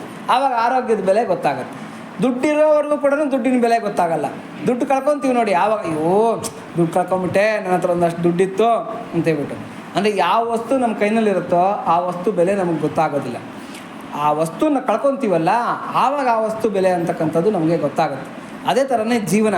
ಈ ಜೀವನ ಅಂತಕ್ಕಂಥದ್ದು ಏನು ಅಂತಂದರೆ ನಾವು ಯಾವ ಥರದ ಜೀವನ ಮಾಡ್ತಾಯಿದ್ದೀವಿ, ಹೇಗೆ ನಾವು ಇದನ್ನು ಸದ್ವಿನಿಯೋಗ ಮಾಡ್ತಾಯಿದ್ದೀವಿ ನಮ್ಗೆ ಈಗ ಅರ್ಥ ಆಗೋದಿಲ್ಲ. ಈ ಜೀವನ ಕಳ್ಕೊಂಬಿಡ್ತೀವಲ್ಲ ಆವಾಗ ಈ ಜೀವನದ ಬೆಲೆ ಏನು ಅನ್ನೋದು ಗೊತ್ತಾಗುತ್ತೆ. ಒಂದ್ಸರಿ ನೋಡಿ, ಒಬ್ಬ ಭಕ್ತ, ಪರಮಾತ್ಮನಿಗೆ ಸಂಬಂಧಪಟ್ಟಿರ್ತಕ್ಕಂಥ ಭಕ್ತ ಒಂದು ಸ್ಮಶಾನ ಮಾರ್ಗದಲ್ಲಿ ನಡ್ಕೊಂಡು ಹೋಗ್ತಾ ಇದ್ದಂತೆ. ಆ ಸ್ಮಶಾನದ ಒಂದು ಸಮಾಧಿಯ ಮೇಲೆ ಒಬ್ಬ ಕೂತ್ಕೊಂಡು ಶ್ರದ್ಧಾಭಕ್ತಿಗಳಿಂದ ಭಗವದ್ಗೀತೆ ಪಾರಾಯಣ ಮಾಡ್ತಾ ಇದ್ದಂತೆ. 18 ಅಧ್ಯಾಯಗಳನ್ನು ಭಗವದ್ಗೀತೆ ಪಾರಾಯಣ ಮಾಡ್ತಾ ಇದ್ದಂತೆ. ಈ ಭಕ್ತ ದಿನ ಹೋಗೋವಾಗ ನೋಡೋದಂತೆ, ಏನು ಶ್ರದ್ಧಾಭಕ್ತಿಗಳಿಂದ ಕೂತ್ಕೊಂಡು ಧ್ಯಾನ ಮಾಡ್ತಾನೆ, ಭಗವದ್ಗೀತೆ ಪಠಣ ಮಾಡ್ತಾನೆ. ಆದರೆ ಕೂತಿರೋ ಜಾಗ ನೋಡಿದ್ರೆ ಸಮಾಧಿ ಮೇಲೆ, ಸ್ಮಶಾನದಲ್ಲಿ ಸಮಾಧಿ ಮೇಲೆ ಕೂತ್ಕೊಂಡು ಭಗವದ್ಗೀತೆ ಓದ್ತಾ ಇದ್ದಾನಲ್ಲ ಅಂತೇಳ್ಬಿಟ್ಟಂದು. ಇದನ್ಗೆ ಆಶ್ಚರ್ಯ, ದಿನ ನೋಡ್ಕೊಂಡು ಹೋಗೋದು, ದಿನ ನೋಡ್ಕೊಂಡು ಬರೋದು, ಯಾಕೆ ಈ ಥರ ಮಾಡ್ತಾನೆ ಅಂತೇಳ್ಬಿಟ್ಟು. ಒಂದಿನ ಹೋಗಿ ಹತ್ತಿರಕ್ಕೆ ಹೋಗಿ ಕೇಳದಂತೆ, ಸ್ವಾಮಿ ದಿನ ನಿಮ್ಮನ್ನು ಅಬ್ಸರ್ವ್ ಮಾಡ್ತಾ ಇದ್ದೀನಿ, ಈ ಭಗವದ್ಗೀತೆ ಈ ಸ್ಮಶಾನದಲ್ಲಿ ಈ ಸಮಾಧಿ ಮೇಲೆ ಕೂತ್ಕೊಂಡು ಓದ್ತಾ ಇದ್ದೀರಲ್ಲ, ಯಾಕೆ ಈ ಥರ ಮಾಡ್ತಾ ಇದ್ದೀರಾ? ಯಾಕೆ ಪ್ರತಿದಿನ ಭಗವದ್ಗೀತೆ ಓದ್ತಾ ಇದ್ದೀರಾ ಅಂತೇಳ್ಬಿಟ್ಟರು. ನೀನು ಭಗವದ್ಗೀತೆ ಓದ್ತೀಯಾ ಅಂತ ಆತ ಪ್ರಶ್ನೆ ಮಾಡಿದ್ರಂತೆ. ಯಾರೋ ಆ ಸಮಾಧಿ ಮೇಲೆ ಕೂತ್ಕೊಂಡು ಭಗವದ್ಗೀತೆ ಓದ್ತಾ ಇದ್ದನು. ಸ್ವಾಮಿ ಡೈಲಿ ಭಗವದ್ಗೀತೆ ಓದ್ತೀನಿ ಸ್ವಾಮಿ, ಆದರೆ ನಿಮ್ಮ ಥರ 18 ಅಧ್ಯಾಯನೂ ನಂಗೆ ಓದೋದಕ್ಕಾಗ್ತಾ ಇಲ್ಲ, ಪ್ರತಿದಿನ 1 ಅಧ್ಯಾಯ ಓದ್ತೀನಿ ಅಂತ ಹೇಳಿದ್ರು. ಪ್ರತಿದಿನ 1 ಅಧ್ಯಾಯ ಓದ್ತೀನಿ ಅಂತ. ಆ ಸಮಾಧಿ ಮೇಲೆ ಕೂತ್ಕೊಂಡು ಆ ಭಗವದ್ಗೀತೆ ಓದ್ತಾ ಇದ್ನಲ್ಲ ಆತ ಹೇಳದ್ನಂತೆ, ಹಾಗಾದರೆ ಪ್ರತಿದಿನ ನಾನು 18 ಅಧ್ಯಾಯನ ಓದ್ತಾ ಇದ್ದೀನಲ್ಲ, ಆ ಫಲಾನೆಲ್ಲ ನಿಂಗೆ ಕೊಟ್ಬಿಡ್ತೀನಿ, ನೀನು ಒಂದು ದಿನ 1 ಅಧ್ಯಾಯ ಓದಿದ್ದೀಯಲ್ಲ ಭಗವದ್ಗೀತೆ, ಅದ್ರ ಫಲಾನ ನಂಗೆ ಕೊಡ್ತೀಯಾ ವಿನಿಮಯವಾಗಿ ಅಂತ ಕೇಳಿದ್ರು. ಇದನ್ಗೆ ಆಶ್ಚರ್ಯ ಆಗೋಯ್ತಂತೆ. ಇದೇನು ಸ್ವಾಮಿ, 1 ಅಧ್ಯಾಯ ಓದಿದ್ದಕ್ಕೆ ಇಷ್ಟು ಫಲ ಅಂತ ನೀವು ಹೇಳೋದಾದರೆ, ನೀವು ಪ್ರತಿದಿನ ಬೆಳಗಿನ ಸಾಯಂಕಾಲದವರೆಗೂ ನಾನು ನೋಡ್ತಾನೇ ಇದ್ದೀನಿ, 18 ಅಧ್ಯಾಯನೂ ಓದ್ತಾ ಇರ್ತೀರ ಪ್ರತಿದಿನ ಕೂತ್ಕೊಂಡು, ಅದು ಇಷ್ಟು ದಿವಸ ಓದಿರ್ತಕ್ಕಂಥ 18 ಅಧ್ಯಾಯದ ಫಲಾನೂ ನಾನು ಕೊಟ್ಬಿಡ್ತೀನಿ ಅಂತ ಹೇಳ್ತಾ ಇದ್ದೀರಾ. ಮತ್ತು ಹಾಗಾದರೆ 1 ಅಧ್ಯಾಯಕ್ಕೂ 18 ಅಧ್ಯಾಯಕ್ಕೂ ಯಾವ್ದು ಜಾಸ್ತಿ ಅಂತ ಕೇಳಿದ್ನಂತೆ. ಅಪ್ಪ, ಎರಡರಲ್ಲಿ ನೀನು ಓದಿರೋದೇ ಜಾಸ್ತಿ. ಯಾಕೆ ಅಂತ ಹೇಳ್ತೀನಿ ಕೇಳು. ನಾನು ಶರೀರ ಪತನ ನಂತರ ಓದ್ತಾ ಇದ್ದೀನಿ ಸಮಾಧಿ ಮೇಲೆ ಕೂತ್ಕೊಂಡು. ನಾನು ಕೂತಿರ್ತಕ್ಕಂಥ ಈ ಸಮಾಧಿ ನಂದೇ, ಬೇರೆ ಯಾರ್ದೋ ಅಲ್ಲ. ಈ ಕೆಳಗಿರ್ತಕ್ಕಂಥ ಸಮಾಧಿ ನಂದೇ. ನಾನು ಆವಾಗ ಅಯ್ಯೋ ಆ ಜೀವನದಲ್ಲಿ ಆ ಬದುಕಿರುವಾಗ ನಾನು ಆ ಭಗವದ್ಗೀತೆ ಓದಲಿಲ್ವಲ್ಲ, ಅದಕ್ಕೆ ಈಗ ಶ್ರದ್ಧಾಭಕ್ತಿಯಿಂದ ಓದ್ತಾ ಇದ್ದೀನಿ. ಈಗ ನಾನು ಪ್ರತಿದಿನ ಓದ್ತಕ್ಕಂಥ 18 ಅಧ್ಯಾಯದ ಫಲಕ್ಕೂ ನೀನು ಒಂದು ದಿನ ಬದುಕಿರುವಾಗ ಓದಿರ್ತಕ್ಕಂಥ ಆ 1 ಅಧ್ಯಾಯದ ಫಲ ಅತ್ಯಂತ ಶ್ರೇಷ್ಠವಾಗಿರ್ತಕ್ಕಂಥದ್ದು. ಅದಕ್ಕೆ ಅದನ್ನು ನೀನು ಕೊಟ್ಬಿಟ್ರೆ ನಾನು 18 ಅಧ್ಯಾಯ ಓದಿರ್ತಕ್ಕಂಥ ಇಷ್ಟು ದಿವಸದ ಫಲನೂ ನೀನು ಕೊಟ್ಬಿಡ್ತೀನಿ ಅಂತ ಹೇಳಿದ್ರು. ಅಂದರೆ ಅದರ ಅರ್ಥ ಏನು ಅಂತಂದರೆ, ನಮಗೆ ಆರೋಗ್ಯ ಇರೋವರೆಗೂ ಕೂಡ ಆರೋಗ್ಯದ ಬೆಲೆ ಗೊತ್ತಾಗಲ್ಲ. ಅನಾರೋಗ್ಯ ಬಂದಾಗ ಅದು ಗೊತ್ತಾಗುತ್ತೆ, ಓಹೋ ಆರೋಗ್ಯದ ಬೆಲೆ ಇಂಥದ್ದು ಅಂತ. ರೈಲು ಇರೋವರೆಗೂ ಕೂಡ ರೈಲಿನ ಬೆಲೆ ಗೊತ್ತಾಗಲ್ಲ. ರೈಲು ಒಂದು 5 ನಿಮಿಷ ಹಂಗೆ ಮೂವ್ ಆಗಿಬಿಡುತ್ತೆ, ಟಿಕೆಟ್ ತೊಗೊಂಬಿಟ್ಟಿರ್ತೀವಿ, ರೈಲು ಮೂವ್ ಆಗೋಗ್ಬಿಡುತ್ತೆ. ಆವಾಗ ಸಮಯದ ಬೆಲೆ ಏನು, ಆ ರೈಲಿನ ಬೆಲೆ ಏನು ಅನ್ನೋದು ಗೊತ್ತಾಗುತ್ತೆ ಅಲ್ವಾ. ಸಮಯ ಅಂತಕ್ಕಂಥದ್ದು ತುಂಬ ಅಮೂಲ್ಯ. ನಾವೇನು ಮಾಡ್ತಾಯಿದ್ದೀವಿ, ಅದನ್ನು ವ್ಯರ್ಥವಾಗಿ ಕಳೀತಾ ಇದ್ದೀವಿ. ಆ ಸಮಯದ ಬೆಲೆ ಅನ್ನೋದು ಯಾವಾಗ ಗೊತ್ತಾಗುತ್ತೆ ಅಂದರೆ, ಆ ಸಮಯ ಕಳೆದ ನಂತರ ನಮಗೆ ಗೊತ್ತಾಗುತ್ತೆ. ಒಬ್ಬ ವೃದ್ಧರು ಇದ್ರಂತೆ. ಆ ವೃದ್ಧರು ಒಂದು 100 ರೂಪಾಯಿ ನೋಟ್ ತೊಗೊಂಡು ಯಾವುದೋ ಅಂಗಡಿಗೆ ಹೋದ್ರಂತೆ, ಏನೋ ಸಾಮಾನು ತರಬೇಕು ಅಂತ ಹೇಳ್ಬಿಟ್ಟಂತೆ. ಆ ಅಂಗಡಿನಲ್ಲಿ ವ್ಯಾಪಾರ ಮಾಡ್ತಾ ಇರ್ತಕ್ಕಂಥ ಅವನಿಗೆ ಆ 100 ರೂಪಾಯಿ ಕೊಟ್ರಂತೆ ವೃದ್ಧರು. ಸ್ವಾಮಿ ಇಂತಿಂಥ ಐಟಮ್ಗಳು ಬೇಕು ನಂಗೆ ಕೊಡಿ ಅಂತ ಹೇಳ್ಬಿಟ್ಟು 100 ರೂಪಾಯಿ ಕೊಟ್ರಂತೆ. ಆ 100 ರೂಪಾಯಿ ನೋಡಿರ್ತಕ್ಕಂಥ ವ್ಯಾಪಾರಿ ಹೇಳಿದ್ರಂತೆ, ಸ್ವಾಮಿ ಏನು ಅನ್ಕೋಬೇಡಿ, ಈ ನೋಟು ಕೋಟಾ ನೋಟು ಅಂತ ಹೇಳಿದ್ರು. ಈ ನೋಟ್ ಏನಿದು ಕೋಟಾ ನೋಟು, ಇದು ಚಲಾವಣೆ ಆಗಲ್ಲ, ಇದು ಡೂಪ್ಲಿಕೇಟ್ ನೋಟು ಅಂತ ಹೇಳಿದ್ರು. ಹೌದಾ ಅಂದ್ಬಿಟ್ಟು ವೃದ್ಧರು ಏನು ಮಾಡಿದ್ರಂತೆ, ಜ್ಞಾನ ತಪ್ಪ ಅಲ್ಲೇ ಧಮ್ ಅಂತ ಬಿದ್ದುಬಿಟ್ರಂತೆ. ಸುತ್ತಮುತ್ತ ಅಂಗಡಿಗಳವರು, ಅಲ್ಲಿದ್ದ ಜನಗಳು ಎಲ್ಲ ಬಂದ್ಬಿಟ್ರಂತೆ, ಇವ್ನ ಕಾಲರ್ ಹಿಡ್ಕೊಂಡ್ಬಿಟ್ರಂತೆ. ಯಾರು ಕಾಲರು? ಆ ವ್ಯಾಪಾರಿ ಕಾಲರು. ಆ ವೃದ್ಧನಿಗೆ ಏನು ಮಾಡಿದೆ ಹೇಳು ನೀನು, ಯಾಕೆ ಅವ್ನು ಜ್ಞಾನ ತಪ್ಪಿ ಬಿದ್ದೋಗ್ಬಿಟ್ಟ, ಏನಂದೆ, ಏನು ಮಾತಾಡಿದೆ, ಹೊಡೆದ, ಚಚ್ಚದ, ಏನು ಮಾಡಿದೆ, ಗುದ್ದದ, ಯಾಕೆ ಬಿದ್ದೋಗ್ಬಿಟ್ರು ವೃದ್ಧರು ಅಂತ. ಅಯ್ಯೋ ಸ್ವಾಮಿ ನಾನೇನು ಮಾತಾಡಲಿಲ್ಲ ಸ್ವಾಮಿ, ಈ ನೋಟ್ ಕೋಟಾ ಅಂದೆ ಅಷ್ಟೇ, ಅವ್ರು ಜ್ಞಾನ ತಪ್ಪಿ ಬಿದ್ದೋಗ್ಬಿಟ್ರು, ನಾನೇನು ಮಾಡಿಲ್ಲ ಅಂತ ಹೇಳಿದ್ರಂತೆ. ಕಡೆಗೆ ನೀರು ಚುಮ್ಕರಿಸಿ ವೃದ್ಧರಿಗೆ ಜ್ಞಾನ ಬರೋ ಥರ ಎಲ್ಲರೂ ಅಕ್ಕಪಕ್ಕದಲ್ಲಿರೋರೆಲ್ಲ ಎಬ್ಸಿದ್ರಂತೆ. ಎಬ್ಸಿ ಕೇಳಿದ್ರಂತೆ, ಸ್ವಾಮಿ ಈ ಅಂಗಡಿಯವ್ರು ಏನು ಮಾಡಿದ್ರು ಹೇಳಿ, ನಿಮಗೆ ಗುದ್ದಿದ್ರಾ, ಹೊಡೆದ್ರಾ, ಬೈದ್ರಾ, ಏನು ಮಾಡಿದ್ರು ಅಂತ ಹೇಳ್ರಿ, ಈಗಲೇ ಪೊಲೀಸ್ ಕಂಪ್ಲೇಂಟ್ ಕೊಟ್ಟು ಒಳಗಾಕಿಬಿಡ್ತೀವಿ ಅಂತ ಬಿಟ್ಟು. ಅಪ್ಪ ಆತನೇನು ಅನ್ಬೇಡ್ರಿ, ಆತ ಏನೂ ಮಾಡಲಿಲ್ಲ, ನಾನು ತಂದಿರ್ತಕ್ಕಂಥ ನೋಟು ಚಲಾವಣೆ ಆಗಲ್ಲ, ಇದು ಕೋಟಾ ಡೂಪ್ಲಿಕೇಟ್ ನೋಟು ಅಂತಂದರು, ಜ್ಞಾನ ತಪ್ಪಿ ಬಿದ್ದುಬಿಟ್ಟೆ. ಸ್ವಾಮಿ ಆ ನೋಟ್ ಕೋಟಾ ಅಂತಂದರೆ ಬೇರೆ ನೋಟ್ ತಂದ್ರಾಯ್ತು, ನೀವು ಜ್ಞಾನ ತಪ್ಪಿ ಬೀಳೋ ಅಂಥದ್ದೇನು ಅಂತ ಕೇಳಿದ್ರಂತ ಆ ವೃದ್ಧರನ್ನು. ಆವಾಗ ವೃದ್ಧರು ಹೇಳಿದ್ರಂತೆ, ಸ್ವಾಮಿ ನೋಟು ಕೋಟಾ ಡೂಪ್ಲಿಕೇಟು ಅಂತಂದರೂ ಪರವಾಗಿಲ್ಲ, ನನ್ನ ಜೀವನ ಎಲ್ಲ ಸೌದಿದ್ದಾದಮೇಲೆ, ನನ್ನ ಶರೀರ ಬಿಟ್ಟಿದ್ದಾದಮೇಲೆ ಭಗವಂತ ನಿನ್ನ ಜೀವನ ಎಲ್ಲ ಕೋಟಾ ಡೂಪ್ಲಿಕೇಟ್ ಅಂದ್ಬಿಟ್ರೆ ನನ್ನ ಗತಿ ಏನು ಅನ್ನೋದು ಜ್ಞಾಪಕಕ್ಕೆ ಬಂದ್ಬಿಡ್ತು ನನಗೆ. ಇವಾಗೇನೋ ನಾನೇನು ತಿಳ್ಕೊತಾ ಇದ್ದೀನಿ, ನಾನು ಧರ್ಮ ಮಾರ್ಗದಲ್ಲಿ ನಡೀತಾ ಇದ್ದೀನಿ, ಪುಣ್ಯ ಮಾರ್ಗದಲ್ಲಿ ನಡೀತಾ ಇದ್ದೀನಿ, ಪೂಜೆ ಮಾಡ್ತಾಯಿದ್ದೀನಿ, ಪುನಸ್ಕಾರ ಮಾಡ್ತಾಯಿದ್ದೀನಿ, ಇದೆಲ್ಲ ನನಗಿರುತ್ತೆ, ಧ್ಯಾನ ಮಾಡ್ತಾಯಿದ್ದೀನಿ, ಪ್ರಾರ್ಥನೆ ಮಾಡ್ತಾಯಿದ್ದೀನಿ, ನನಗಿರುತ್ತೆ. ನಾಳೆ ನನ್ನ ಶರೀರ ಬಿಟ್ಟಿದ್ದಾದಮೇಲೆ ಭಗವಂತ ನಿನ್ನ ಜೀವನ ಎಲ್ಲ ಕೋಟಾ ಅಂತಂದ್ಬಿಟ್ರೆ ನನ್ನ ಗತಿ ಏನು, ಅದಕ್ಕೆ ಜ್ಞಾಪಕ ಬಂದು ಜ್ಞಾನ ತಪ್ಪಿ ಬಿದ್ದೋಗ್ಬಿಟ್ಟೆ. ಯಾಕೆ ಅಂದರೆ ನಾವು ಹತ್ತಿರ್ತಕ್ಕಂಥದ್ದು ಕುದುರೆನ ಕತ್ತೆನ ನಮಗೆ ಗೊತ್ತಿಲ್ಲ, ನಮ್ಗೆ ಹೇಳೋರು ಯಾರೂ ಇಲ್ಲ, ಮಾರ್ಗದರ್ಶನ ಮಾಡೋರು ಯಾರೂ ಇಲ್ಲ. ಇದು ನಾನು ಹೋಗ್ತಾ ಇರ್ತಕ್ಕಂಥ ದಾರಿ, ನಾನು ಹತ್ತಿರ್ತಕ್ಕಂಥ ವಾಹನ ಕುದುರೆನ ಕತ್ತೆನ ನಮ್ಗೆ ಗೊತ್ತಿಲ್ಲ.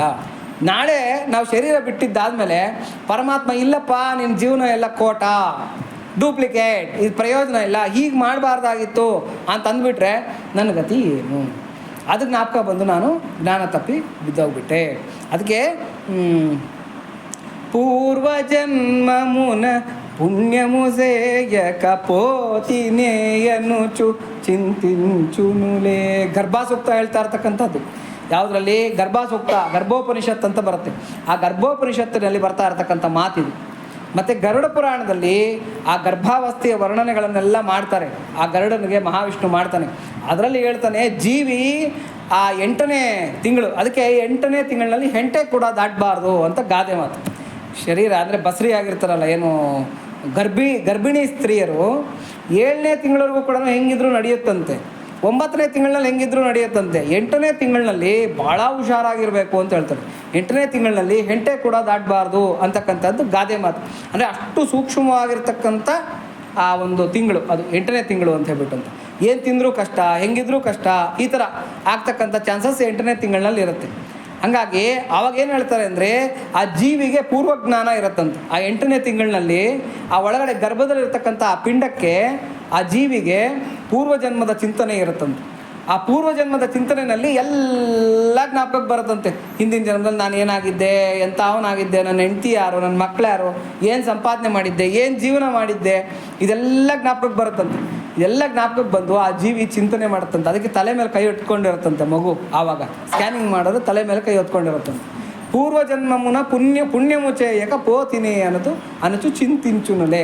ಹಿಂದಿನ ಜನ್ಮದಲ್ಲಿ ನಾನು ಕೋಟಾ ಜೀವನನ ನಡೆಸಿಬಿಟ್ಟೆ. ಹೆಂಡ್ತಿನ ನನ್ನ ಸರ್ವಸ್ವ ಅಂತ ತಿಳ್ಕೊಂಡೆ, ಮಕ್ಕಳನ್ನ ನನ್ನ ಸರ್ವಸ್ವ ಅಂತ ತಿಳ್ಕೊಂಡೆ, ದುಡ್ಡನ್ನ ನನ್ನ ಸರ್ವಸ್ವ ಅಂತ ತಿಳ್ಕೊಂಡೆ, ನನ್ನ ಶರೀರನ ನನ್ನ ಸರ್ವಸ್ವ ಅಂತ ತಿಳ್ಕೊಂಡೆ, ನನ್ನ ಸೌಂದರ್ಯನ ನನ್ನ ಶರೀರ ಸರ್ವಸ್ವ ಅಂತ ತಿಳ್ಕೊಂಡೆ. ಕೆಲವ್ರಿಗೆ ಹೆಂಗೆ ಅಂತಾರೆ, ಕೂದಲು ಚೆನ್ನಾಗಿದೆ ಅನ್ನೋದೇ ಒಂದು ಹೆಮ್ಮೆ, ಅವ್ನ ಮೂಗು ಚೆನ್ನಾಗಿದೆ ಅನ್ನೋದೇ ಹೆಮ್ಮೆ. ನಿಧಾನ.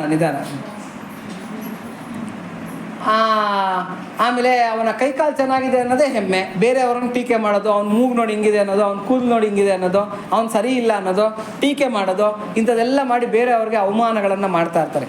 ತಾವೇ ಸರ್ವಸ್ವ, ತಮ್ಮದೇ ಸರ್ವಸ್ವ ಅಂತ ಹೇಳ್ಬಿಟ್ಟೋದು. ತನ್ನ ಹೆಂಡತಿ ಮಕ್ಕಳನ್ನೇ ಹೊಗಳ್ಕೊತಕ್ಕಂಥದ್ದು, ತನ್ನ ದುಡ್ಡನ್ನೇ ಹೊಗಳ್ಕೊಳ್ತಕ್ಕಂಥದ್ದು, ತನ್ನ ಒಂದು ಇದಕ್ಕೆ ಏನೋ ಅನ್ನ ಮದ, ಅರ್ಥ ಮದ, ಅಖಿಲ ವೈಭವದ ಮದ, ಮುನ್ನ ಪ್ರಾಯದ ಮದವು ರೂಪ ಮದವು ಅಂತ ಹೇಳ್ಬಿಟ್ಟಂತ.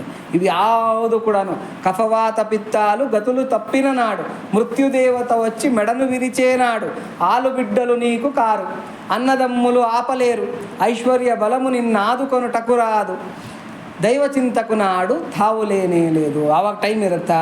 ಇಲ್ಲ, ಹೊರಟಾಯ್ತು, ಆ ಜೀವನ ಕಳೆದಾಯ್ತು. ಆ ಜೀವನ ಕಳೆದೋಗಿ ಮತ್ತೆ ಗರ್ಭಾವಸ್ಥೆಗೆ ಬಂದ್ಬಿಡ್ತು. ಆವಾಗ ಪುನರಪಿ ಜನನಂ ಪುನರಪಿ ಮರಣಂ ಪುನರಪಿ ಜನನಿ ಜಠರೇ ಶಯನಂ ಅಂತ. ಇಹ ಸಂಸಾರೇ ಬಹುದುಸ್ತಾರೆ ಕೃಪಯಾ ಅಪಾರೆ ಪಾಹಿ ಮುರಾರೆ ಅಂತ ಹೇಳ್ಬಿಟ್ಟು ಅಂತ. ಮತ್ತೆ ಹುಟ್ಟೋದು ಮತ್ತೆ ಸಾಯೋದು, ಇದನ್ನು ಭವ ರೋಗ ಅಂತ ಕರೀತಾರೆ. ಇದೊಂದು ರೋಗ, ಹುಟ್ಟೋದು ಸಾಯೋದು, ಇದನ್ನು ಭವರೋಗ ಅಂತ ಕರೀತಾರೆ. ಈ ಭವರೋಗಕ್ಕೆ ಬರೋದಕ್ಕೆ ಕಾರಣ ಏನು? ಅಯ್ಯೋ, ಹಿಂದಿನ ಜನ್ಮದಲ್ಲಿ ನಾನು ಸರಿಯಾಗಿರ್ತಕ್ಕಂಥ ದಾರಿನ ತುಳಿಲಿಲ್ವೇ, ಸರಿಯಾಗಿರ್ತಕ್ಕಂಥ ಮಾರ್ಗದಲ್ಲಿ ನಡೀಲಿಲ್ವೇ, ಅನ್ಯಾಯವಾಗಿ ಯಾವುದೋ ಸುಳ್ಳಾಗಿರ್ತಕ್ಕಂಥದ್ದನ್ನೆಲ್ಲ ನಂಬಿಕೊಂಡು ನಾಸತೋ ವಿದ್ಯತೆ ಭಾವೋ ನಾ ಭಾವೋ ವಿದ್ಯತೆ ಸತಃ ಅಂತ. ಅಶಾಶ್ವತವಾಗಿರ್ತಕ್ಕಂಥದ್ದಕ್ಕೆ ಅಸ್ತಿತ್ವ ಇಲ್ಲ, ಶಾಶ್ವತವಾಗಿರ್ತಕ್ಕಂಥದ್ದಕ್ಕೆ ನಾಶ ಅಂತಕ್ಕಂಥದ್ದು ಇಲ್ಲ. ನಾನು ಅದನ್ನು ತಿಳ್ಕೊಂಡಿರಾ, ನಿತ್ಯಾನಿತ್ಯ ವಿವೇಕವನ್ನು ಹೊಂದಿದ್ದೀರಾ, ನಾನು ನಡೆದುಬಿಟ್ಟು ಅಯ್ಯೋ ನನ್ನ ಜೀವನನ್ನೆಲ್ಲ ಹಾಳು ಮಾಡ್ಕೊಂಬಿಟ್ರುವೆ. ಏಸು ಜನ್ಮದ ಸುಕೃತದ ಬಲವೋ ತಾನು ಜನಿಸಲಾಗಿ, ಭೂಸುರ ದೇಹದ ಜನ್ಮವು ನನಗೆ ಸಂಭವಿಸಿದೆಯಾಗಿ, ನೀಗುವಂಥ ಭವಭಾಯ ಭಕುತ ವೈರಾಗ್ಯವೆಂಬುದಿಲ್ಲ, ಮೋದ ತೀರ್ಥ ಮತ ಚಿಹ್ನಿತನಾಗದೆ ದೋಷಕ್ಕೆ ಒಳಗಾಗಿ, ಲೇಷ ಸಾಧನವ ಕಾಣದೆ ದುಸ್ಸಹವಾಸದಿಂದಲೇ ದಿನ ಕಳೆದೆ ಅಂತೇಳ್ಬಿಟ್ಟು. ಲೇಷ ಸಾಧನವ ಕಾಣದೆ, ಅಯ್ಯೋ ಒಂದಿಷ್ಟಾದರೂ ಸಾಧನೆಯನ್ನು ಮಾಡಿದ್ನಾ ನಾನು, ಸ್ವಲ್ಪ ಮಪ್ಯಸ್ಯ ಧರ್ಮಸ್ಯ ತ್ರಾಯತೆ ಮಹತೋ ಭಯಾತ್ ಅಂತೇಳ್ಬಿಟ್ಟು ಅಂತ. ಭಗವಂತನಿಗೆ ಮಾಡಿರ್ತಕ್ಕಂಥ ಇಷ್ಟು ಸಣ್ಣ ಸೇವೆ ಕೂಡ ವ್ಯರ್ಥ ಆಗೋದಿಲ್ಲ. ಸ್ವಲ್ಪ ಮಪ್ಯಸ್ಯ ಧರ್ಮಸ್ಯ ತ್ರಾಯತೆ ಮಹತೋ ಭಯಾತ್ ಅಂತ. ಲೇಷ ಸಾಧನವ ಕಾಣದೆ ದುಸ್ಸಹವಾಸದಿಂದಲೇ ದಿನ ಕಳೆದೆ. ಯಾವನೋ ಹರಟೆ ಹೊಡೆಯೋ ಒಂದೇ ಜೊತೆದಲ್ಲಿ ಕೂತ್ಕೊಂಡು ಗಂಟೆ ಕೊದ್ದಿ ಕಳೆದು ಬಿಟ್ಟೆ. ಯಾವನೋ ಏನೋ ಫಿಲಮ್ಗಳ ಬಗ್ಗೆ ಮಾತಾಡ್ತಕ್ಕಂಥವನು, ಅಥವಾ ಯಾವುದೋ ಜೀವನದ ಬಗ್ಗೆ ಮಾತಾಡ್ತಕ್ಕಂಥವನು, ಈ ಥರ ಎಲ್ಲ ಏನೋ ಟೈಮ್ ಪಾಸ್ಗೆ ಏನೋ ಮಾಡಿಕೊಂಡು ಜೀವನನ ಕಳೆದುಬಿಟ್ಟೆ. ಅಯ್ಯೋ ದಿನನ್ನೆಲ್ಲ ಕಳೆದುಬಿಟ್ನಲ್ಲ, ಹ್ಯಾಂಗೆ ಮಾಡಲಯ್ಯ ಕೃಷ್ಣ, ಹೋಗುತ್ತಿದೆ ಆಯುಷ್ಯ ಅಂತ ಹೇಳ್ತಾರೆ. ಲೇಷ ಸಾಧನವ ಕಾಣದೆ, ಪ್ರಯೋಜನ ಇಲ್ಲ ಅಂತ. ಅದಕ್ಕೆ ಅನ್ನಮಾಚಾರ್ಯರು ಹೇಳ್ತಾರೆ, ಹರಿ ವಿರಹಿತಮುಲು ಅವಿಕೊನ್ನಾಳಕು ವಿರಸಮ್ಮುಲು ಮರಿ ವಿಫಲಮುಲು. ಭಗವಂತನಿಗೆ ಅಲ್ಲದೀರ ನಡೆಸಿರ್ತಕ್ಕಂಥ ಜೀವನ, ಭಗವಂತನಿಗೆ ಅರ್ಪಿಸದೇ ಇರತಕ್ಕಂಥ ಮನಸ್ಸು, ಬುದ್ಧಿ, ಶರೀರ, ಇವೆಲ್ಲ ಕೂಡ ವಿರಸಮ್ಮುಲು ಮರಿ ವಿಫಲಮುಲು. ವಿಫಲ ಅಂದರೆ ಫೇಲ್ಯೂರ್. ನಾವು ಮಾಡಿರ್ತಕ್ಕಂಥ ಜೀವನ ಎಲ್ಲ ಫೇಲ್ಯೂರ್, ನಾವು ನಡೆಸಿರ್ತಕ್ಕಂಥ ಜೀವನ ಎಲ್ಲ ಫೇಲ್ಯೂರ್. ಏನೇನು ಮಾಡಿದ್ದೀವಿ ಅದೆಲ್ಲ ಕೂಡ ವ್ಯರ್ಥವಾಯಿತಲ್ಲ ಜನುಮ ಸಾರ್ಥಕ ಆಗಲಿಲ್ಲ. ಅನ್ಯಾಯವಾಗಿ ನನ್ನ ಜನ್ಮ ವ್ಯರ್ಥ ಮಾಡ್ಕೊಂಬಿಟ್ನೆ ಅಂತಕ್ಕಂಥ ಪಶ್ಚಾತ್ತಾಪ ಆ 8ನೇ ತಿಂಗಳಿನಲ್ಲಿರ್ತಕ್ಕಂಥ ಆ ಭ್ರೂಣಕ್ಕೆ ಉಂಟಾಗುತ್ತಂತೆ. ಅದಕ್ಕೆ ಹರಿವಿರಹಿತಮುಲು ಅವಿಕೊನ್ನಾಳಕು ವಿರಸಮ್ಮುಲು ಮರಿ ವಿಫಲಮುಲು, ನರ ಹರಿ ಕೊಲಿ ಚಿಟು ನಮ್ಮಿನ ರವಮುಲು. ಭಗವಂತನನ್ನು ನಂಬಿ ಭಗವಂತನಿಗಾಗಿ ಮಾಡಿರ್ತಕ್ಕಂಥ ರವಮುಲು ಅಂತಂದರೆ ಚಿಕ್ಕದಾಗಿರ್ತಕ್ಕಂಥ ಸೇವೆ ಕೂಡ ವ್ಯರ್ಥ ಆಗೋದಿಲ್ಲ. ವಿಮಲ ಮುಲೆ ಕಾನಿ ವಿತತ ಮುಖಾದು, ಅದು ಯಾವತ್ತಿಗೂ ಸುಳ್ಳಾಗೋದಿಲ್ಲ, ಯಾವತ್ತಿಗೂ ಫೇಲ್ ಆಗೋದಿಲ್ಲ. ಅಂಥ ಒಂದು ಜೀವನವನ್ನು ನಡೆಸಬೇಕು. ಅದಕ್ಕೆ ಏನೇ ಮಾಡಲಿ ನೋಡಿ, ಈ ದ್ರೌಪದಿಗೆ ಈ ಕೌರವರೆಲ್ಲ ಕರ್ಕೊಂಬಂದು ಯಾವುದರಲ್ಲಿ ಆ ಸಭೆಯಲ್ಲಿ, ಕುರು ಸಭೆಯಲ್ಲಿ ಅವಮಾನ ಮಾಡ್ತಾ ಇದ್ರಲ್ಲ. ಅವಮಾನ ಮಾಡೋವಾಗ ಕಡೆಗೆ ದ್ರೌಪದಿ ಏನು ಮಾಡಿದ್ಲು, ಕೃಷ್ಣ ಅಂತಕ್ಕಂಥ ಒಂದು ಮೊರೆಯನ್ನು ಇಡೋ ಅಷ್ಟೊತ್ತಿಗೆ ಅವಳ ಸೆರಗು ಬೆಳೆಯೋದಕ್ಕೆ ಶುರುವಾಗಿ ಅಕ್ಷಯಾಂಬರ ಆಗಿತ್ತು. ಅಕ್ಷಯಾಂಬರ, ಅವಳು ಹುಟ್ಟಿರ್ತಕ್ಕಂಥ ಸೀರೆ ಏಕವಸ್ತ್ರದಳಾಗಿರ್ತಾಳೆ, ರಜಸ್ವಲೆ ಆಗಿರ್ತಾಳೆ. ಆ ರಜಸ್ವಲೆ ಆಗಿರೋವಾಗ ಆಗಿನ ಕಾಲದಲ್ಲಿ ಗಂಡಸರು ಮುಖ ಕೂಡ ನೋಡ್ತಾ ಇರಲಿಲ್ಲ. ಅಂಥ ಟೈಮ್ನಲ್ಲಿ ಆಕೆ ಜುಟ್ಟಿಡ್ಕೊಂಡು ಆ ಸಭೆಗೆ ಎಳ್ಕೊಂಬರ್ತಾರೆ. ಎಷ್ಟೆಷ್ಟೋ ಬೇಡ್ಕೊತಾಳೆ, ನಾನು ಒಂದೇ ವಸ್ತ್ರ ಹುಟ್ಟಿದ್ದೀನಿ, ನನ್ನ ತಂಟೆಗೆ ಬರಬೇಡಿ ಅಂತೇಳ್ಬಿಟ್ಟು. ಅವಮಾನ ಮಾಡಬೇಕು, ಈಕೆನ ವಿವಸ್ತ್ರಗಳನ್ನಾಗಿ ಮಾಡಲೇಬೇಕು ಅಂತೇಳ್ಬಿಟ್ಟು ಅವಮಾನ ಮಾಡ್ತಾ ಇರ್ತಾರೆ ಕೌರವರೆಲ್ಲ ಕೂಡ. ಕೃಷ್ಣ ಅಂತಕ್ಕಂಥ ಒಂದೇ ಒಂದು ಮೊರೆಯನ್ನು ಕೇಳಿ ಆಕೆಯ ಸೀರೆ ಅಕ್ಷಯ ಆಗುತ್ತೆ. ಆ ಸೆರಗು ಹಿಡ್ಕೊತಾನಷ್ಟೇ ದುಶ್ಯಾಸನ, ಆ ಸೆರಗು ಬೆಳೆಯೋದಕ್ಕೆ ಶುರುವಾಗುತ್ತೆ. ಅಕ್ಷಯವಾಗಿರ್ತಕ್ಕಂಥ ಅಂಬರ ಆ ದ್ರೌಪದಿಗೆ ಉಂಟಾಗುತ್ತೆ. ಆವಾಗ ಎಲ್ಲ ಆದಮೇಲೆ ವನವಾಸಕ್ಕೆ ಬಂದಾಗ ಆ ವನವಾಸದಲ್ಲಿ ಯೋಗಕ್ಷೇಮ ಕೇಳ್ಕೊಂಡು ಹೋಗೋಕ್ಕೆ ಅಂತ ಕೃಷ್ಣ ಬರ್ತಾನೆ. ಆವಾಗ ದ್ರೌಪದಿ ಕೇಳ್ತಾಳೆ, ಅಲ್ಲಪ್ಪ ನನ್ನ ಒಂದು ಮೊರೆ ಕೇಳಿ ನನಗೆ ಅಕ್ಷಯವಾಗಿರ್ತಕ್ಕಂಥ ಅಂಬರ ಅಂದರೆ ಆ ಸೀರೆಯನ್ನು ಕೊಟ್ಟಿರ್ತಕ್ಕಂಥ ಹೇ ಶ್ರೀಕೃಷ್ಣ ಆಪದ್ ಬಾಂಧವ, ನನ್ನ ಗಂಡಂದರು ಜೂಜಾಡುವಾಗ ನೀನೇನು ಮಾಡಬೇಕಾಗಿತ್ತು? ಬಂದು ಅವರನ್ನು ತಡಿಬೇಕಾಗಿತ್ತು, ಅಥವಾ ಆ ಜೂಜಿನಲ್ಲಿ ಅವರನ್ನು ಗೆಲ್ಲಿಸ್ಬೇಕಾಗಿತ್ತು. ಯಾಕೆ ನೀನು ಈ ಥರ ಮಾಡಿದೆ ಅಂತ ಹೇಳ್ಬಿಟ್ಟಂತ. ಆವಾಗ ದ್ರೌಪದಿಗೆ ಕೃಷ್ಣ ಹೇಳ್ತಾನೆ, ನಾನು ಆ ಸಭೆ ಬಾಗಿಲನ್ನೇ ನಿಂತಿದ್ದೆ ದ್ರೌಪದಿ, ಬಾಗಿಲಲ್ಲೇ ನಿಂತ್ಕೊಂಡಿದ್ದೆ, ನಾನು ದ್ವಾರದಲ್ಲೇ ನಿಂತಿದ್ದೆ. ಯಾರಾದರೂ ಪಾಂಡವರೆಲ್ಲ 5 ಜನದಲ್ಲಿ ಯಾರಾದರೂ ನನ್ನ ಕರೀತಾರೇನೋ, ಹೋಗೋಣ ಹೆಲ್ಪ್ ಮಾಡೋಣ ಅವ್ರನ್ನ ಗೆಲ್ಸೋಣ ಅಂತೇಳ್ಬಿಟ್ಟು ಕಾಯ್ತಾ ಇದ್ದೆ. 5 ಜನಕ್ಕೆ 5 ಜನನೂ ನನ್ನನ್ನು ಸ್ಮರಣೆ ಮಾಡಲೇ ಇಲ್ಲ.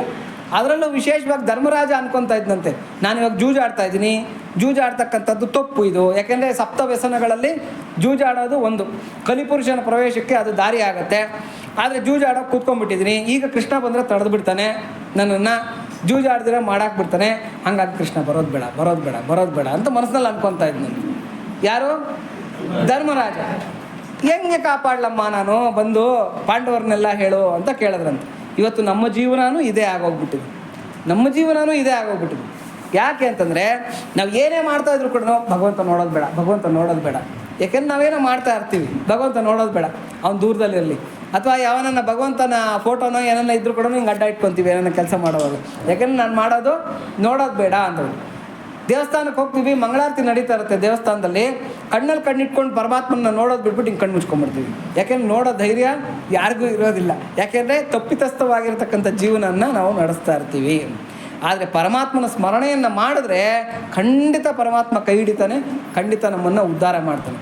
ಅದಕ್ಕೆ ಹರಿವಿರಹಿತ ಮುಲು ಅವಿಕೊನ್ನಾಳಕ್ಕೂ ವಿರಸಮ್ಮುಲು ಮರಿ ವಿಫಲಮುಲು ಅನ್ನಮಾಚಾರ್ಯರು ಹೇಳ್ತಾ ಇರ್ತಕ್ಕಂಥದ್ದು.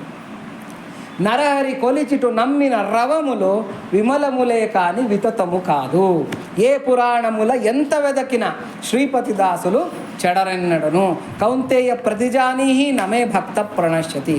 ನನ್ನ ಭಕ್ತ ಹಾಳಾಗಲ್ಲ ಅಂತೇಳ್ಬಿಟ್ಟು, ಹೇ ಅರ್ಜುನ ನೀನು ಧೈರ್ಯವಾಗಿ ಸಾರ್ಬಿಡು, ಪ್ರಪಂಚ ಎಲ್ಲ ನನ್ನ ಭಕ್ತ ಯಾವತ್ತಿಗೂ ಕೂಡ ನಾಶ ಅಂತಕ್ಕಂಥದ್ದು ಹೊಂದಲ್ಲ. ಏ ಪುರಾಣ ಮೂಲ ಎಂಥ ವೇದಕ್ಕಿನ ಶ್ರೀಪತಿ ದಾಸನು ಚಡರೆನ್ನಡು. ಹಾಗಾಗಿ ನಮ್ಮ ಕೆಲಸ ಏನು? ಪರಮಾತ್ಮನ. ಅದಕ್ಕೆ start the day with God, end the day with God, fill the day with God, this is the way to God ಅಂತ ಹೇಳಿ. ಅಂದರೆ ಬೆಳಗ್ಗೆ ಎದ್ದ ತಕ್ಷಣ ಪರಮಾತ್ಮನ ಸ್ಮರಣೆಯಿಂದ ಎದ್ದೇಳ್ರಿ, ಮಲಗುವಾಗ ಪರಮಾತ್ಮನ ಸ್ಮರಣೆಯಿಂದ ಮಲಗ್ರಿ, ಇಡೀ ದಿನ ಪರಮಾತ್ಮನ ಸ್ಮರಣೆಯಲ್ಲೇ ಇರ್ರಿ. ಅದೇ ಪರಮಾತ್ಮನ ಸೇರೋದಕ್ಕೆ ಇರ್ತಕ್ಕಂಥ ಮಾರ್ಗ ಅಂತ ಹೇಳ್ಬಿಟ್ಟು ಅಂತ. ಅದಕ್ಕೆ ಕೃಷ್ಣ ವ್ರತವು ಕೃಷ್ಣ ಮನುಸ್ಮರಂತವು ಭೀಷ್ಮಾಚಾರ್ಯರು ಶರೀರ ಬಿಡಬೇಕಾಗಿದ್ದರೆ, ಶರಶಯ್ಯ ಮೇಲಿರಬೇಕಾಗಿದ್ದರೆ ಆ ಭೀಷ್ಮಸ್ತವರಾಜದಲ್ಲಿ ಹೇಳ್ತಾರೆ, ಕೃಷ್ಣ ವ್ರತವು ಕೃಷ್ಣ ಮನುಸ್ಮರಂತವು ರಾತ್ರೌಚ ಕೃಷ್ಣಂ ಪುನರುತ್ಥಿತಾಯೇ ತೇ ಕೃಷ್ಣ ದೇಹ ಪ್ರವಿಶಂತಿ ಕೃಷ್ಣಂ ಆಜ್ಯಮ್ಯತ ಮಂತ್ರಹುತಂ ಮುತಾಶೆ ಅಂತ. ಕೃಷ್ಣ ಸ್ಮರಣೆಯಲ್ಲಿದ್ದು ಕೃಷ್ಣನನ್ನೇ ಅನುಗಾಲ ಚಿಂತನೆ ಮಾಡ್ತಾ ಯಾರು ರಾತ್ರಿ ಮಲಗುವಾಗ ಕೃಷ್ಣ ಸ್ಮರಣೆಯಲ್ಲೇ ಮಲಗುತ್ತಾರೋ, ಬೆಳಗ್ಗೆ ಎದ್ದೇಳುವಾಗ ಕೃಷ್ಣ ಸ್ಮರಣೆಯಲ್ಲೇ ಹೇಳ್ತಾರೋ, ದಿನಪೂರ್ತಿ ಕೃಷ್ಣ ಸ್ಮರಣೆಯಲ್ಲೇ ಇರ್ತಾರೋ, ಅವರು ಹೆಂಗೆ ಮಂತ್ರೋಕ್ತವಾಗಿರ್ತಕ್ಕಂಥ ಅಗ್ನಿಯಲ್ಲಿ ಮಂತ್ರೋಕ್ತವಾಗಿ ಆಗಿರ್ತಕ್ಕಂಥ ಆಜ್ಯ ಹೆಂಗೆ ಅದರಲ್ಲಿ ಲೀನವಾಗಿ ಹೋಗುತ್ತೋ ಹಾಗೆ ಶ್ರೀಕೃಷ್ಣನ ದೇಹದಲ್ಲಿ ಲೀನವಾಗಿ ಹೋಗ್ತಾರೆ ಅಂತೇಳ್ಬಿಟ್ಟು ಡಿಕ್ಲೇರ್ ಮಾಡಿಬಿಟ್ಟಿದ್ದಾರೆ ಯಾರು? ಭೀಷ್ಮಾಚಾರ್ಯರು. ಹಂಗಾಗಿ ಎಂಥ ಅದ್ಭುತವಾಗಿರ್ತಕ್ಕಂಥ ಸಾಧನೆಯನ್ನು ಇಲ್ಲಿ ಹೇಳ್ತಾ ಇದ್ದಾರೆ. ಇವೆಲ್ಲ ಕೂಡ ಇದನ್ನು ತನ್ಮಯತಾಸಕ್ತಿ ಅಂತ ಕರೀತಾರೆ. ಪರಮವಿರಹಾಸಕ್ತಿ. ಪರಮವಿರಹಾಸಕ್ತಿ ಹೇಳ್ತಾ ಇದ್ದೆ. ವಿರಹಾಸಕ್ತಿ ಅಂದ್ರೆ ಏನು ಅಂದರೆ ಆ ವಸ್ತು ಕಳ್ಕೊಂಡಾಗ ಅದ್ರ ಬೆಲೆ ಅಂತಕ್ಕಂಥದ್ದು ನಮಗೆ ಗೊತ್ತಾಗುತ್ತೆ. ಈ ಜೀವನದ ಬೆಲೆ ಯಾವಾಗ ಗೊತ್ತಾಗುತ್ತೆ ಅಂದರೆ ಈ ಜೀವನನ ಕಳ್ಕೊಂಡ್ಮೇಲೆ ಗೊತ್ತಾಗುತ್ತೆ. ಹಂಗಾಗಿ ಈ ಜೀವನಕ್ಕೆ ಮುಂಚೆನೇ ಕೊಟ್ಟಾರು 3 ಟೊಣಪೆಗಳ 2 ತಾಕವು 1 ತಾಕಲೇ ಇಲ್ಲ ಅಂತ ಹೇಳ್ತಾರೆ ಕನಕದಾಸರು. ಅಂದರೆ ಏನು ಅಂತಂದರೆ ಟೊಣಪೆಗಳು ಅಂದರೆ ದೊಣ್ಣೆ ಪೆಟ್ಟುಗಳು ಅಂತ 3 ದೊಣ್ಣೆ ಪೆಟ್ಟುಗಳು ಕೊಡ್ತಾರಂತೆ. ಯಾವುದು ಅಂದರೆ ಭೂತಕಾಲದಲ್ಲಿ ನೋವು ತಿಂದು ಬಂದಿದ್ದೀವಿ, ಹೌದಾ? ಎಷ್ಟು ನೋವು ನಾವು ಹುಟ್ಟದಾಗಿಂದ ಎಷ್ಟು ನೋವು ತಿಂದಿರ್ತೀವಿ. ಇನ್ನೊಂದು ಭವಿಷ್ಯತ್ ಕಾಲದಲ್ಲಿ ನೋವುಗಳನ್ನು ತಿನ್ನೋದ್ರಲ್ಲಿ ಇದ್ದೀವಿ. ಈಗ ಈ ಕ್ಷಣಕ್ಕೂ ಕೂಡ ನೋವು ತಿಂತಾ ಇದ್ದೀವಿ, ಏನೋ ಒಂದು ಥರದಲ್ಲಿ ನಾವು ನೋವು ತಿಂತಾ ಇದ್ದೀವಿ.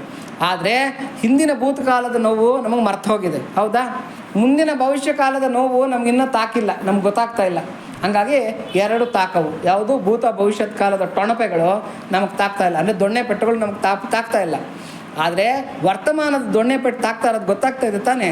ಹಾಗಾಗಿ ನಾವೇನು ಮಾಡಬೇಕು, ಆ ತಾಕದಿರ್ತಕ್ಕಂಥ ದೊಣ್ಣೆ ಆ ಟೊಣಪೆಯನ್ನು ತಾಕಿಸಿ ವಿಠ್ಠಲರಾಯ ಸದ್ಗತಿ ಕೊಡು ಅಂತ ಹೇಳ್ಬಿಟ್ಟು ಕನಕದಾಸರು ಪ್ರಾರ್ಥನೆ ಮಾಡ್ಕೊತಾರೆ. ಹಾಗಾಗಿ ಈ ಕ್ಷಣದಲ್ಲಿ ನಾವು ಅನುಭವಿಸ್ತಾ ಇರ್ತಕ್ಕಂಥ ನೋವನ್ನು ನೆನಪಿನಲ್ಲಿ ಇಟ್ಕೊಂಡು ಈ ನೋವಿನ ಪರಿಹಾರಕ್ಕಾಗಿ ನಾವು ಪ್ರಯತ್ನವನ್ನು ಮಾಡಬೇಕು. ಏನು, ದುಃಖಾಲಯ ಅಶಾಶ್ವತಂ ಅಂತ ಹೇಳ್ತಾನೆ ಪರಮಾತ್ಮ. ಅಂದರೆ ಈ ಜಗತ್ತು ಅಂತಕ್ಕಂಥದ್ದಕ್ಕೆ ಪರಮಾತ್ಮ ಕೊಟ್ಟಿರ್ತಕ್ಕಂಥ ಒಳ್ಳೆಯ ಹೆಸರೇನು ಅಂತಂದರೆ ದುಃಖಾಲಯಂ ಅಶಾಶ್ವತಂ. ಕ್ಷಣ ಕ್ಷಣಕ್ಕೂ ಇಲ್ಲಿ ದುಃಖನೇ ಇದೆ. ದುಃಖ ಬಿಟ್ಟರೆ ಬೇರೆ ಏನೂ ಇಲ್ಲ. ನಾವು ಸುಖ ಅಂತ ಅನ್ಕೊತಾ ಇದ್ದೀವಿ ಅಷ್ಟೇ, ದುಃಖನೇ ಇದೆ, ಅಶಾಶ್ವತವಾಗಿದೆ ಇದು. ಹಾಗಾಗಿ ಅದನ್ನು ಹೊಂದಿರತಕ್ಕಂಥ ಹೇ ಅರ್ಜುನ, ನೀನು ನನ್ನನ್ನು ಚೆನ್ನಾಗಿ ಭಜಿಸು ಅಂತ ಹೇಳ್ತಾನೆ. ಅದಕ್ಕೋಸ್ಕರ ಪರಮಾತ್ಮನ ಭಜನೆಯನ್ನು ನಾವು ನಿತ್ಯ ನಿರಂತರವೂ ಮಾಡ್ತಾ ಇರಬೇಕು. ಅದಕ್ಕೆ ಕಠೋಪನಿಷತ್ತಿನಲ್ಲಿ ಯಮ ಹೇಳ್ತಾನೆ ನಚಿಕೇತನಿಗೆ, ಈ ಶರೀರ ಅಂತಕ್ಕಂಥ ಮರದಲ್ಲಿ ಎರಡು ಪಕ್ಷಿಗಳಿದೆಯಂತೆ, ಒಂದು ಜೀವಾತ್ಮ, ಒಂದು ಪರಮಾತ್ಮ. ಈ ಪರಮಾತ್ಮ ಅಂತಕ್ಕಂಥ ಪಕ್ಷಿ ಸಾಕ್ಷೀಭೂತವಾಗಿ ಎಲ್ಲದನ್ನು ನೋಡ್ತಾ ಇದೆಯಂತೆ. ಆದರೆ ಜೀವಾತ್ಮ ಅಂತಕ್ಕಂಥ ಪಕ್ಷಿ ಮಾತ್ರ ಸಿಹಿ ಹಣ್ಣುಗಳ ಆಸೆಗೆ, ಸಿಹಿ ಹಣ್ಣು ಯಾವುದು ಅಂದರೆ ಸುಖ, ಈ ಸಿಹಿ ಹಣ್ಣುಗಳ ಆಸೆಗೆ ಅಲ್ಲಿರ್ತಕ್ಕಂಥ ಹಣ್ಣುಗಳನ್ನು ಕಡಿತಾ ಇದೆಯಂತೆ. ಆದರೆ ಅದರಲ್ಲಿ 100 ಹಣ್ಣಲ್ಲಿ 99 ಹಣ್ಣು ಕಹಿ ಹಣ್ಣು. ಕಹಿ ಹಣ್ಣುಗಳು 99ನ್ನು ಕಚ್ಚಿ ಬಾಧೆ ಬಿದ್ದರೆ 100ನೇ ಹಣ್ಣು ಸಿಹಿ ಸಿಗುತ್ತಂತೆ. ಆ ಸಿಹಿ ಹಣ್ಣು ಸಿಗ್ತಲ್ಲ ಅಂತ ಹೇಳ್ಬಿಟ್ಟು ಮತ್ತೆ ಆಸೆಗೆ ಏನು ಮಾಡುತ್ತೆ, ಇನ್ನೊಂದಷ್ಟು ಹಣ್ಣುಗಳನ್ನು ಕಚ್ಚಕ್ಕೆ ಹೋಗುತ್ತೆ. ಇದೇ ಜೀವಾತ್ಮನ ಕಥೆ ಅಂತ ಹೇಳ್ತಾನೆ ನಚಿಕೇತನಿಗೆ ಯಮ. ಹಾಗಾಗಿ ಅದನ್ನು ಬಿಟ್ಟು ನಾವು ನಡಿಬೇಕು ಅಂತ ಹೇಳ್ಬಿಟ್ಟು ಅಂತ ನೋಡಿ. ಭಗವಂತನ ಅನಂತ ಕಲ್ಯಾಣ ಗುಣಗಳಿಂದ ಅದ್ಭುತ ಮಾಹಾತ್ಮ್ಯದಿಂದ ಆಕರ್ಷಿತವಾಗಿ ಉಂಟಾಗುವ ಭಕ್ತಿಯೇ ಮೊದಲನೆಯದು, ಗುಣ ಮಾಹಾತ್ಮ್ಯಾಸಕ್ತಿ. ಇಂತಹ ಭಕ್ತಿಯುಳ್ಳವರು ಅವನ ಗುಣಗಳನ್ನು ಮಾಹಾತ್ಮ್ಯವನ್ನು ಶ್ರವಣ ಮಾಡಲು, ಕೀರ್ತಿಸಲು, ಪರಸ್ಪರ ಸಂಭಾಷಿಸಲು ಇಷ್ಟಪಡುತ್ತಾರೆ. ಉದಾಹರಣೆಗೆ ವಾಲ್ಮೀಕಿಗಳು, ವ್ಯಾಸರು, ಶುಕ, ನಾರದರು. ಗುಣಮಾಹಾತ್ಮ್ಯಾಸಕ್ತಿ ಅಂದರೆ ಪರಮಾತ್ಮನ ಕುರಿತು ಹೇಳ್ತಾ ಇರೋದು, ಪರಮಾತ್ಮನ ಕುರಿತು ಕೇಳ್ತಾ ಇರತಕ್ಕಂಥದ್ದು. ಎರಡನೆಯದು ಭಗವಂತನ ಭುವನಮೋಹನ ರೂಪದಿಂದ ಆಕರ್ಷಿತವಾಗಿ ಉಂಟಾಗುವ ಭಕ್ತಿಯೇ ರೂಪಾಸಕ್ತಿ. ಅಂತಹ ಭಕ್ತಿಯುಳ್ಳವರು ಅವನನ್ನೇ ತುಂಬುಗಣ್ಣಿನಿಂದ ಸದಾ ನೋಡಲು ಇಚ್ಛಿಸುತ್ತಾರೆ. ಉದಾಹರಣೆಗೆ ದಂಡಕಾರಣ್ಯದ ಋಷಿಗಳು, ಬೃಂದಾವನದ ಗೋಪಿಕಾಸ್ತ್ರೀಯರು. ಇವಾಗ ಇಲ್ಲಿ ಪರಮಾತ್ಮ ಇದ್ದಾನೆ ಅಂತಂದರೆ ಕಲ್ಲಿನ ರೂಪದಲ್ಲಿ ನೋಡ್ತಕ್ಕಂಥವ್ರು ಒಂದಷ್ಟು ಜನ. ಆ ಅಮೃತಶಿಲೆ ವಿಗ್ರಹ ಪಾಪ ಎಲ್ಲಿ ಮಾಡಿಸಿದ್ರೋ, ರಾಜಸ್ಥಾನದಿಂದ ಮಾಡಿಸ್ಕೊಂಬಂದ್ರೋ, ಎಲ್ಲಿ ಮಾಡಿಸಿದ್ರೋ, ಎಂಥ ಶಿಲ್ಪಿ ಕೆತ್ತಿದಾನೋ, ಎಷ್ಟು ರೂಪಾಯಿ ಕೊಟ್ಟರೋ, ಈ ಥರ ಥಿಂಕ್ ಮಾಡೋರು ಒಂದಷ್ಟು ಜನ. ಆದರೆ ಪರಮಾತ್ಮ ಅಂತ ಥಿಂಕ್ ಮಾಡೋರು ಎಷ್ಟು ಜನ ಇದ್ದಾರೆ? ಆ ಪರಮಾತ್ಮ ಅಂತ ಥಿಂಕ್ ಮಾಡೋರು ಸಿಕ್ಕಿದಾಗ ಆವಾಗ ಅವರೇನು ಮಾಡ್ತಾರೆ, ಬಿಚ್ಚುಗಣ್ಣಿನಿಂದ ನೋಡ್ತಾರೆ, ಎಷ್ಟು ಮುದ್ದಾಗಿದ್ದಾನೆ, ಎಷ್ಟು ಚೆನ್ನಾಗಿ ಅಲಂಕಾರ ಮಾಡ್ಕೊಂಡಿದ್ದಾನೆ ಅಂತ ನೋಡ್ತಾರೆ. ಒಂದ್ಸಲಿ ಒಬ್ಬ ಕಳ್ಳ ಬಸವಣ್ಣವ್ರ ಮನೆಯಲ್ಲಿ ಕಳ್ತನಕ್ಕೆ ಅಂತ ಬಂದುಬಿಡ್ತಾರೆ. ಯಾರು, ನಮ್ಮ ಬಸವಣ್ಣವ್ರ ಮನೆಗೆ, ವಚನಕಾರರಾಗಿರ್ತಕ್ಕಂಥ ಬಸವಣ್ಣವ್ರ ಮನೆಗೆ ಕಳ್ಳ ಬಂದುಬಿಡ್ತಾನೆ. ರಾತ್ರಿ ಕಳ್ಳ ಬಂದಾಗ ಏನಾಗುತ್ತೆ, ಈ ಬರೋವಾಗ ಕಳ್ಳ ಏನು ಮಾಡಿರ್ತಾನೆ, ಒಲೆ ಬೂದಿಯನ್ನು ತೆಗೆದು ಹಣೆಗೆ ಬೆಳ್ಕೊಂಡಿರ್ತಾನೆ. ಯಾಕೆಂದರೆ ಶರಣರು ಅಂದರೆ ಯಾವುದೇ ಅಡ್ಡಿ ಆತಂಕ ಇಲ್ದಿರ ಬಿಟ್ಬಿಡ್ತಾರೆ ಅಂತ. ಬಸವಣ್ಣವರು ಬಿಜ್ಜಳನ ಆಸ್ಥಾನದಲ್ಲಿ ಮಂತ್ರಿ ಆಗಿದ್ದರು. ಮಂತ್ರಿ ಮನೆಗೆ ಅಷ್ಟು ಈಸಿಯಾಗಿ ಹೋಗೋಕ್ಕಾಗತ್ತಾ? ಸಿಕ್ಕಾಕೊಂಡ್ಬಿಟ್ರೆ ಗತಿ ಏನು? ಅದಕ್ಕೆ ಸಿಕ್ಕಾಕೊಂಡ್ರು ಕೂಡ ಶರಣ ಅಂದ್ಕೊಂಡು ಬಿಟ್ಬಿಡ್ಲಿ ಅಂತೇಳ್ಬಿಟ್ಟು ಏನು ಮಾಡಿರ್ತಾನೆ, ಒಲೆ ಬೂದಿನ ಹಣೆಗೆ ವಿಭೂತಿ ಅಂತ ಬೆಳ್ಕೊಂಡು ಹೋಗಿರ್ತಾನೆ.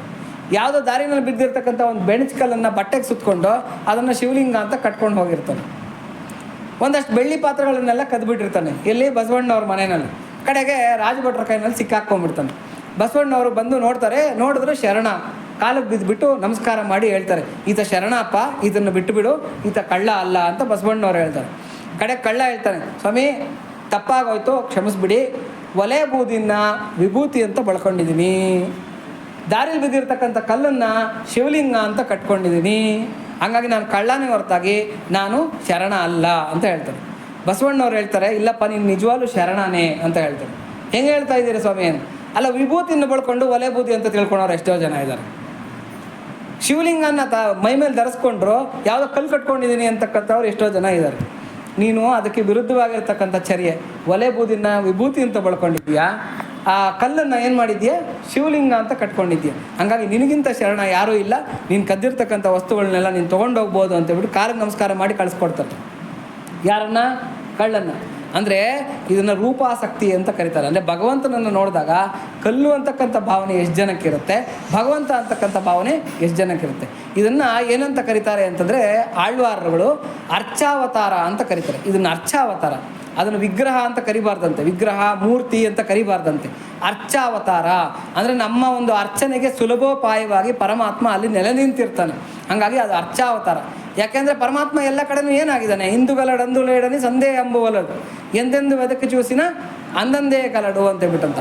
ಹಾಗಾದ್ರೆ ಆ ಮೂರ್ತಿ ರೂಪದಲ್ಲಿ ಯಾರು ಕಾಣ್ತಾ ಇರ್ತಕ್ಕಂಥದ್ದು? ಪರಮಾತ್ಮನೇ ಸಾಕ್ಷಾತ್ತಾಗಿ ಕಾಣ್ತಾ ಇದ್ದಾನೆ. ಯಾರು ಮನಸ್ಸಿನಲ್ಲಿ ಮಾಯೆ ಅಂತಕ್ಕಂಥದ್ದು ಆವರಿಸ್ಕೊಂಡಿರುತ್ತೋ ಅವ್ರಿಗೆ ಅಮೃತಶಿಲೆ ವಿಗ್ರಹ, ಅವ್ರಿಗೆ ಶಿಲಾ ವಿಗ್ರಹವಾಗಿ ಕಾಣಿಸ್ಕೊಳುತ್ತೆ. ಅದೇ ಥರನೇ ರೂಪಾಸಕ್ತಿ, ಬಿಚ್ಚುಗಣ್ಣಿನಿಂದ ನೋಡ್ತಾರಂಥವ್ರು, ಆಹಾ ಎಷ್ಟು ಚೆನ್ನಾಗಿದ್ದಾನೆ ಅಂತ ಹೇಳ್ಬಿಟ್ಟು ಅಂತ. ಮೂರನೇದು, ಸದಾ ಅವನ ಪೂಜೆಯಲ್ಲಿ ನಿರತರಾಗಿ ಅದರಲ್ಲಿಯೇ ಆನಂದವನ್ನು ಪಡೆಯುವುದು ಪೂಜಾಸಕ್ತಿ. ಉದಾಹರಣೆಗೆ ಅಂಬರೀಷ ಯಾವಾಗಲೂ ಕೂಡ ಪೂಜೆಯಲ್ಲಿ ನಿರತರಾಗಿರ್ತಕ್ಕಂಥವರು. ನಾಲ್ಕನೇದು, ಪರಮಾತ್ಮನನ್ನು ಸದಾ ಸ್ಮರಿಸುತ್ತಾ ಅದರಲ್ಲಿಯೇ ಆನಂದವನ್ನು ಪಡೆಯುವುದೇ ಸ್ಮರಣಾಸಕ್ತಿ. ಇಂತಹ ಭಕ್ತಿಯುಳ್ಳವರು ಅವನನ್ನು ಎಂದಿಗೂ ಮರೆಯರು. ಸ್ಮರಣಾಸಕ್ತಿ ಇರತಕ್ಕಂಥವ್ರು ಯಾವತ್ತಿಗೂ ಪರಮಾತ್ಮನನ್ನು ಮರೆಯಲ್ಲ. ಯಾಕೆಂದರೆ ಎಲ್ಲಿ ಕೂತ್ಕೊಳ್ಳಿ, ಎಲ್ಲಿ ನಿಂತ್ಕೊಳ್ಳಿ, ಎಲ್ಲಿ ಹೋಗ್ತಾ ಇರಲಿ, ಬರೀ ಅವನದೇ ಚಿಂತೆ ಬರ್ತಾ ಇರುತ್ತೆ. ಉದಾಹರಣೆಗೆ ಪ್ರಹ್ಲಾದ. ಐದನೇದು, ದಾಸ್ಯಾಸಕ್ತಿ. ದಾಸ್ಯಾಸಕ್ತಿ ಎಂದರೆ ದಾಸ್ಯಭಾವ. ಇದಕ್ಕೆ ಹನುಮಂತ, ಗರುಡ ಇವರು ಸುಪ್ರಸಿದ್ಧವಾದ ದೃಷ್ಟಾಂತಗಳು. ಸೇವೆ ಮಾಡೋದೇ ನಮ್ಮ ಭಾಗ್ಯ ಅಂತ ತಿಳ್ಕೊತಕ್ಕಂಥದ್ದು. ಆರನೇದು, ಅರ್ಜುನ, ಉದ್ಧವ, ಕುಚೇಲ ಮತ್ತು ಇತರ ಗೋಪಾಲರು ಪರಮೇಶ್ವರನನ್ನು ತಮ್ಮ ಅತ್ಯಂತ ಪ್ರಿಯ ಮಿತ್ರನಾಗಿ ಮಾಡಿಕೊಂಡಿದ್ದರು.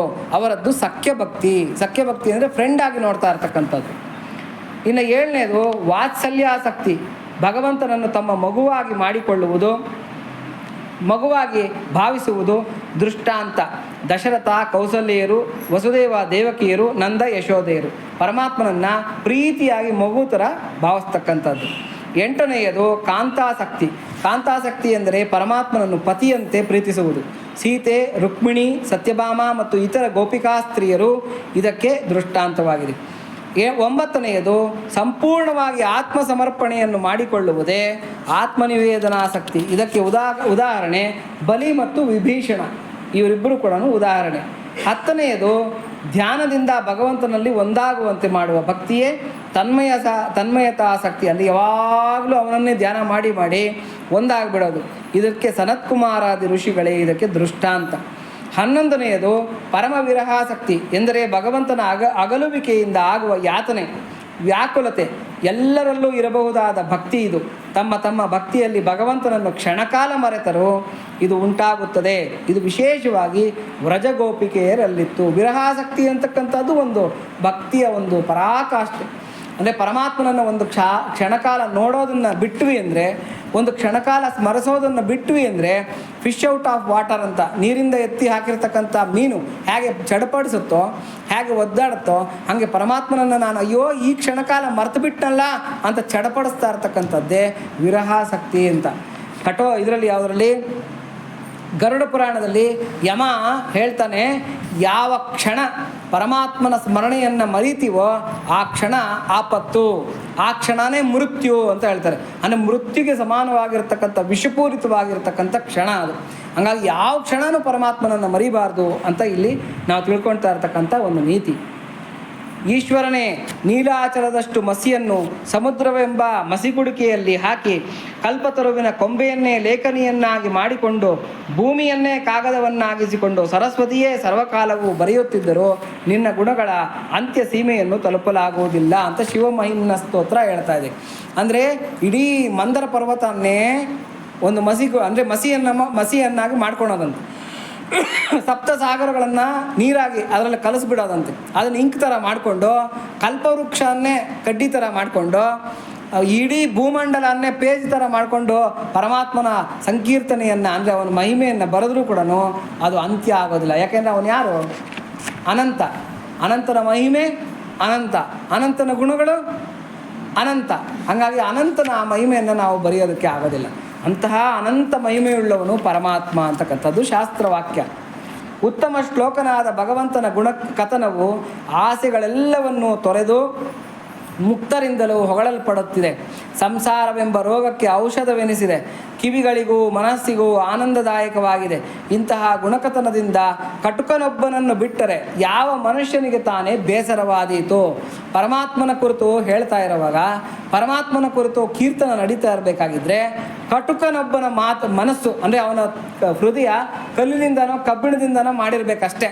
ಅಂತಹ ಪಾಪಿಷ್ಠನಿಗೆ ಬಿಟ್ಟರೆ ಬೇರೆಯವ್ರಿಗೆ ಯಾರಿಗೆ ತಾನೇ ಬೇಸರ ಅಂತಕ್ಕಂಥದ್ದು ಆಗೋಕ್ಕೆ ಸಾಧ್ಯ. ಶ್ರೀಮನ್ನಾರಾಯಣನ ಸುಂದರ ರೂಪವನ್ನು ವಿಷ್ಣು ಪುರಾಣದಲ್ಲಿ ವಿಸ್ತಾರವಾಗಿ ವರ್ಣಿಸಿದೆ. ಏನಂತ ಹೇಳ್ತಾರೆ ಅಂದರೆ, ವಿಷ್ಣು ಪುರಾಣದಲ್ಲಿ ಶ್ರೀಮನ್ನಾರಾಯಣನ ರೂಪವನ್ನು ವರ್ಣಿಸ್ತಾರಂತೆ. ಪ್ರಸನ್ನವಾದ ಮುಖ, ಶಾಂತಾಕಾರಂ ಭುಜಗಶಯನಂ ಅಂತ ಪ್ರಸನ್ನವಾಗಿರತಕ್ಕಂಥ ಮುಖ, ಪದ್ಮದಳದಂತೆ ಸುಮನೋಹರವಾದ ನೇತ್ರಗಳು, ಸುಂದರವಾದ ಕಪೋಲಗಳು ಅಂದರೆ ಕೆನ್ನೆಗಳು, ವಿಶಾಲವಾಗಿ ವಿರಾಜಮಾನವಾದ ಹಣೆ, ಮನೋಜ್ಞವಾದ ಕುಂಡಲಗಳಿಂದ ಭೂಷಿತವಾದ ಸಮಾಕೃತಿಯ ಕಿವಿಗಳು, ಶಂಖದಂತೆ ರೇಖಾತ್ರಯಾಂಕಿತವಾದ ಕತ್ತು, ಶಂಖತ್ತರ ಅಂದರೆ ಮೇಲೆ ಸಣ್ಣಗೆ ಕೆಳಗಡೆ ದಪ್ಪಕ್ಕೆ ಇರತಕ್ಕಂಥ ಶಂಖದಂತಹ ಕತ್ತು, ಅದರ ಮೇಲೆ 3 ರೇಖೆಗಳು ಇರುತ್ತಂತೆ ಪರಮಾತ್ಮನಿಗೆ. ಶ್ರೀವತ್ಸ ಮಚ್ಚೆಯಿಂದ ಕೂಡಿದ ವಿಸ್ತೀರ್ಣ ವಕ್ಷಸ್ಥಳ, ಎದೆ ಮೇಲೆ 1 ರೂಪಾಯಿ ಕಾಸಿನಷ್ಟು ಒಂದು ಮಚ್ಚೆ ಇರುತ್ತೆ. ಅವನು ಯಾವ ಅವತಾರ ಎತ್ತು ಬಂದರೂ ಕೂಡ ಆ ಮಚ್ಚೆ ಮಾತ್ರ ಕಾಮನ್ನಾಗಿರುತ್ತೆ. ಅದನ್ನು ಶ್ರೀವತ್ಸ ಲಾಂಛನ ಅಂತ ಕರೀತಾರೆ. ಅದು ಯಾರಿರ್ತಾರೆ ಆ ಮಚ್ಚೆನಲ್ಲಿ ಅಂದರೆ ಮಹಾಲಕ್ಷ್ಮಿ ಇರ್ತಾಳೆ. ಎಡಬಿಡದೆ ಅನಪಾಯಿನಿ ಅಂತ ಬಿಟ್ಟು ಯಾರಿಗೆ ಮಹಾಲಕ್ಷ್ಮಿಗೆ ಹೆಸರು ಅನಪಾಯಿನಿ ಅಂತ. ಅವನು ಬ್ರಹ್ಮಚಾರಿ ಅವತಾರ ಎತ್ತಲಿ, ದೊಡ್ಡದು ಯಾವುದಾದ್ರೂ ಸನ್ಯಾಸಿ ವೇಷ ಎತ್ತಲಿ, ಯಾವುದೇ ಸಂಸಾರಿ ವೇಷ ಎತ್ತಲಿ, ಯಾವುದೇ ಅವತಾರ ಎತ್ತಿ ಬಂದರೂ ಕೂಡ ಆ ಶ್ರೀವತ್ಸ ಲಾಂಛನ ಎದೆ ಮೇಲೆ ಇರುತ್ತೆ. ಅದಕ್ಕೆ ಬಲಿ ಹತ್ರಕ್ಕೆ ದಾನ ಬೇಡೋದಕ್ಕೆ ಹೋಗಬೇಕಾದ್ರೆ ಲಕ್ಷ್ಮಿ ಎಲ್ಲನ ಅನುಗ್ರಹಿಸಿಬಿಟ್ಟಾಳು ಅಂತೇಳ್ಬಿಟ್ಟು ಆ ಜಿಂಕೆ ಚರ್ಮದಿಂದ ಹಿಂಗೆ ಎದೆ ಮುಚ್ಕೊತಾನಂತೆ ಪರಮಾತ್ಮ. ಮಹಾಲಕ್ಷ್ಮಿ ಕಣ್ಣಿಗೆ ಬೀಳಬಾರ್ದು ಅಂತ. ಮಹಾಲಕ್ಷ್ಮಿ ದೃಷ್ಟಿ ಯಾರ ಮೇಲೆ ಬಿದ್ದರೆ ಅವರೆಲ್ಲ ಕೂಡ ಅಕ್ಷಯವಾಗಿರ್ತಕ್ಕಂಥ ಐಶ್ವರ್ಯವಂತರಾಗ್ತಾರೆ. ಅದಕ್ಕೆ ಬಲಿ ಹತ್ತಕ್ಕೆ ದಾನ ಬೇಡೋದಕ್ಕೆ ಹೋಗ್ತಾ ಇದ್ದಾಗ ಲಕ್ಷ್ಮಿಯನ್ನು ನೋಡಿಬಿಟ್ರೆ ಬಲಿನ ದಾನ ಕೇಳೋದಕ್ಕಾಗತ್ತಾ? ಅವನ ಐಶ್ವರ್ಯನ ಕಿತ್ಕೊಳ್ಳೋದಕ್ಕಾಗತ್ತಾ? ಅದಕ್ಕೆ ಏನು ಮಾಡಿದ್ನಂತೆ ಅಂದರೆ ಪರಮಾತ್ಮ ಜಿಂಕೆ ಚರ್ಮದಿಂದ ಎದೆ ಮುಚ್ಕೊಂಡಿದ್ದಂತೆ. ಅಂಥ ಶ್ರೀವತ್ಸ ಲಾಂಛನ ಎದೆ ಮೇಲೆ ಯಾವಾಗಲೂ ಕೂಡ ಇರುತ್ತಂತೆ. ಮನೋಜ್ಞವಾದ ಕುಂಡಲಗಳಿಂದ ಭೂಷಿತವಾದ ಸಮಾಕೃತಿಯ ಕಿವಿ, ಶಂಖದಂತೆಯೇ ರೇಖಾಂಕಿತವಾದ ಕತ್ತು, ಶ್ರೀವತ್ಸ ಮಚ್ಚೆಯಿಂದ ಕೂಡಿದ ವಿಸ್ತೀರ್ಣ ವಕ್ಷಸ್ಥಳ.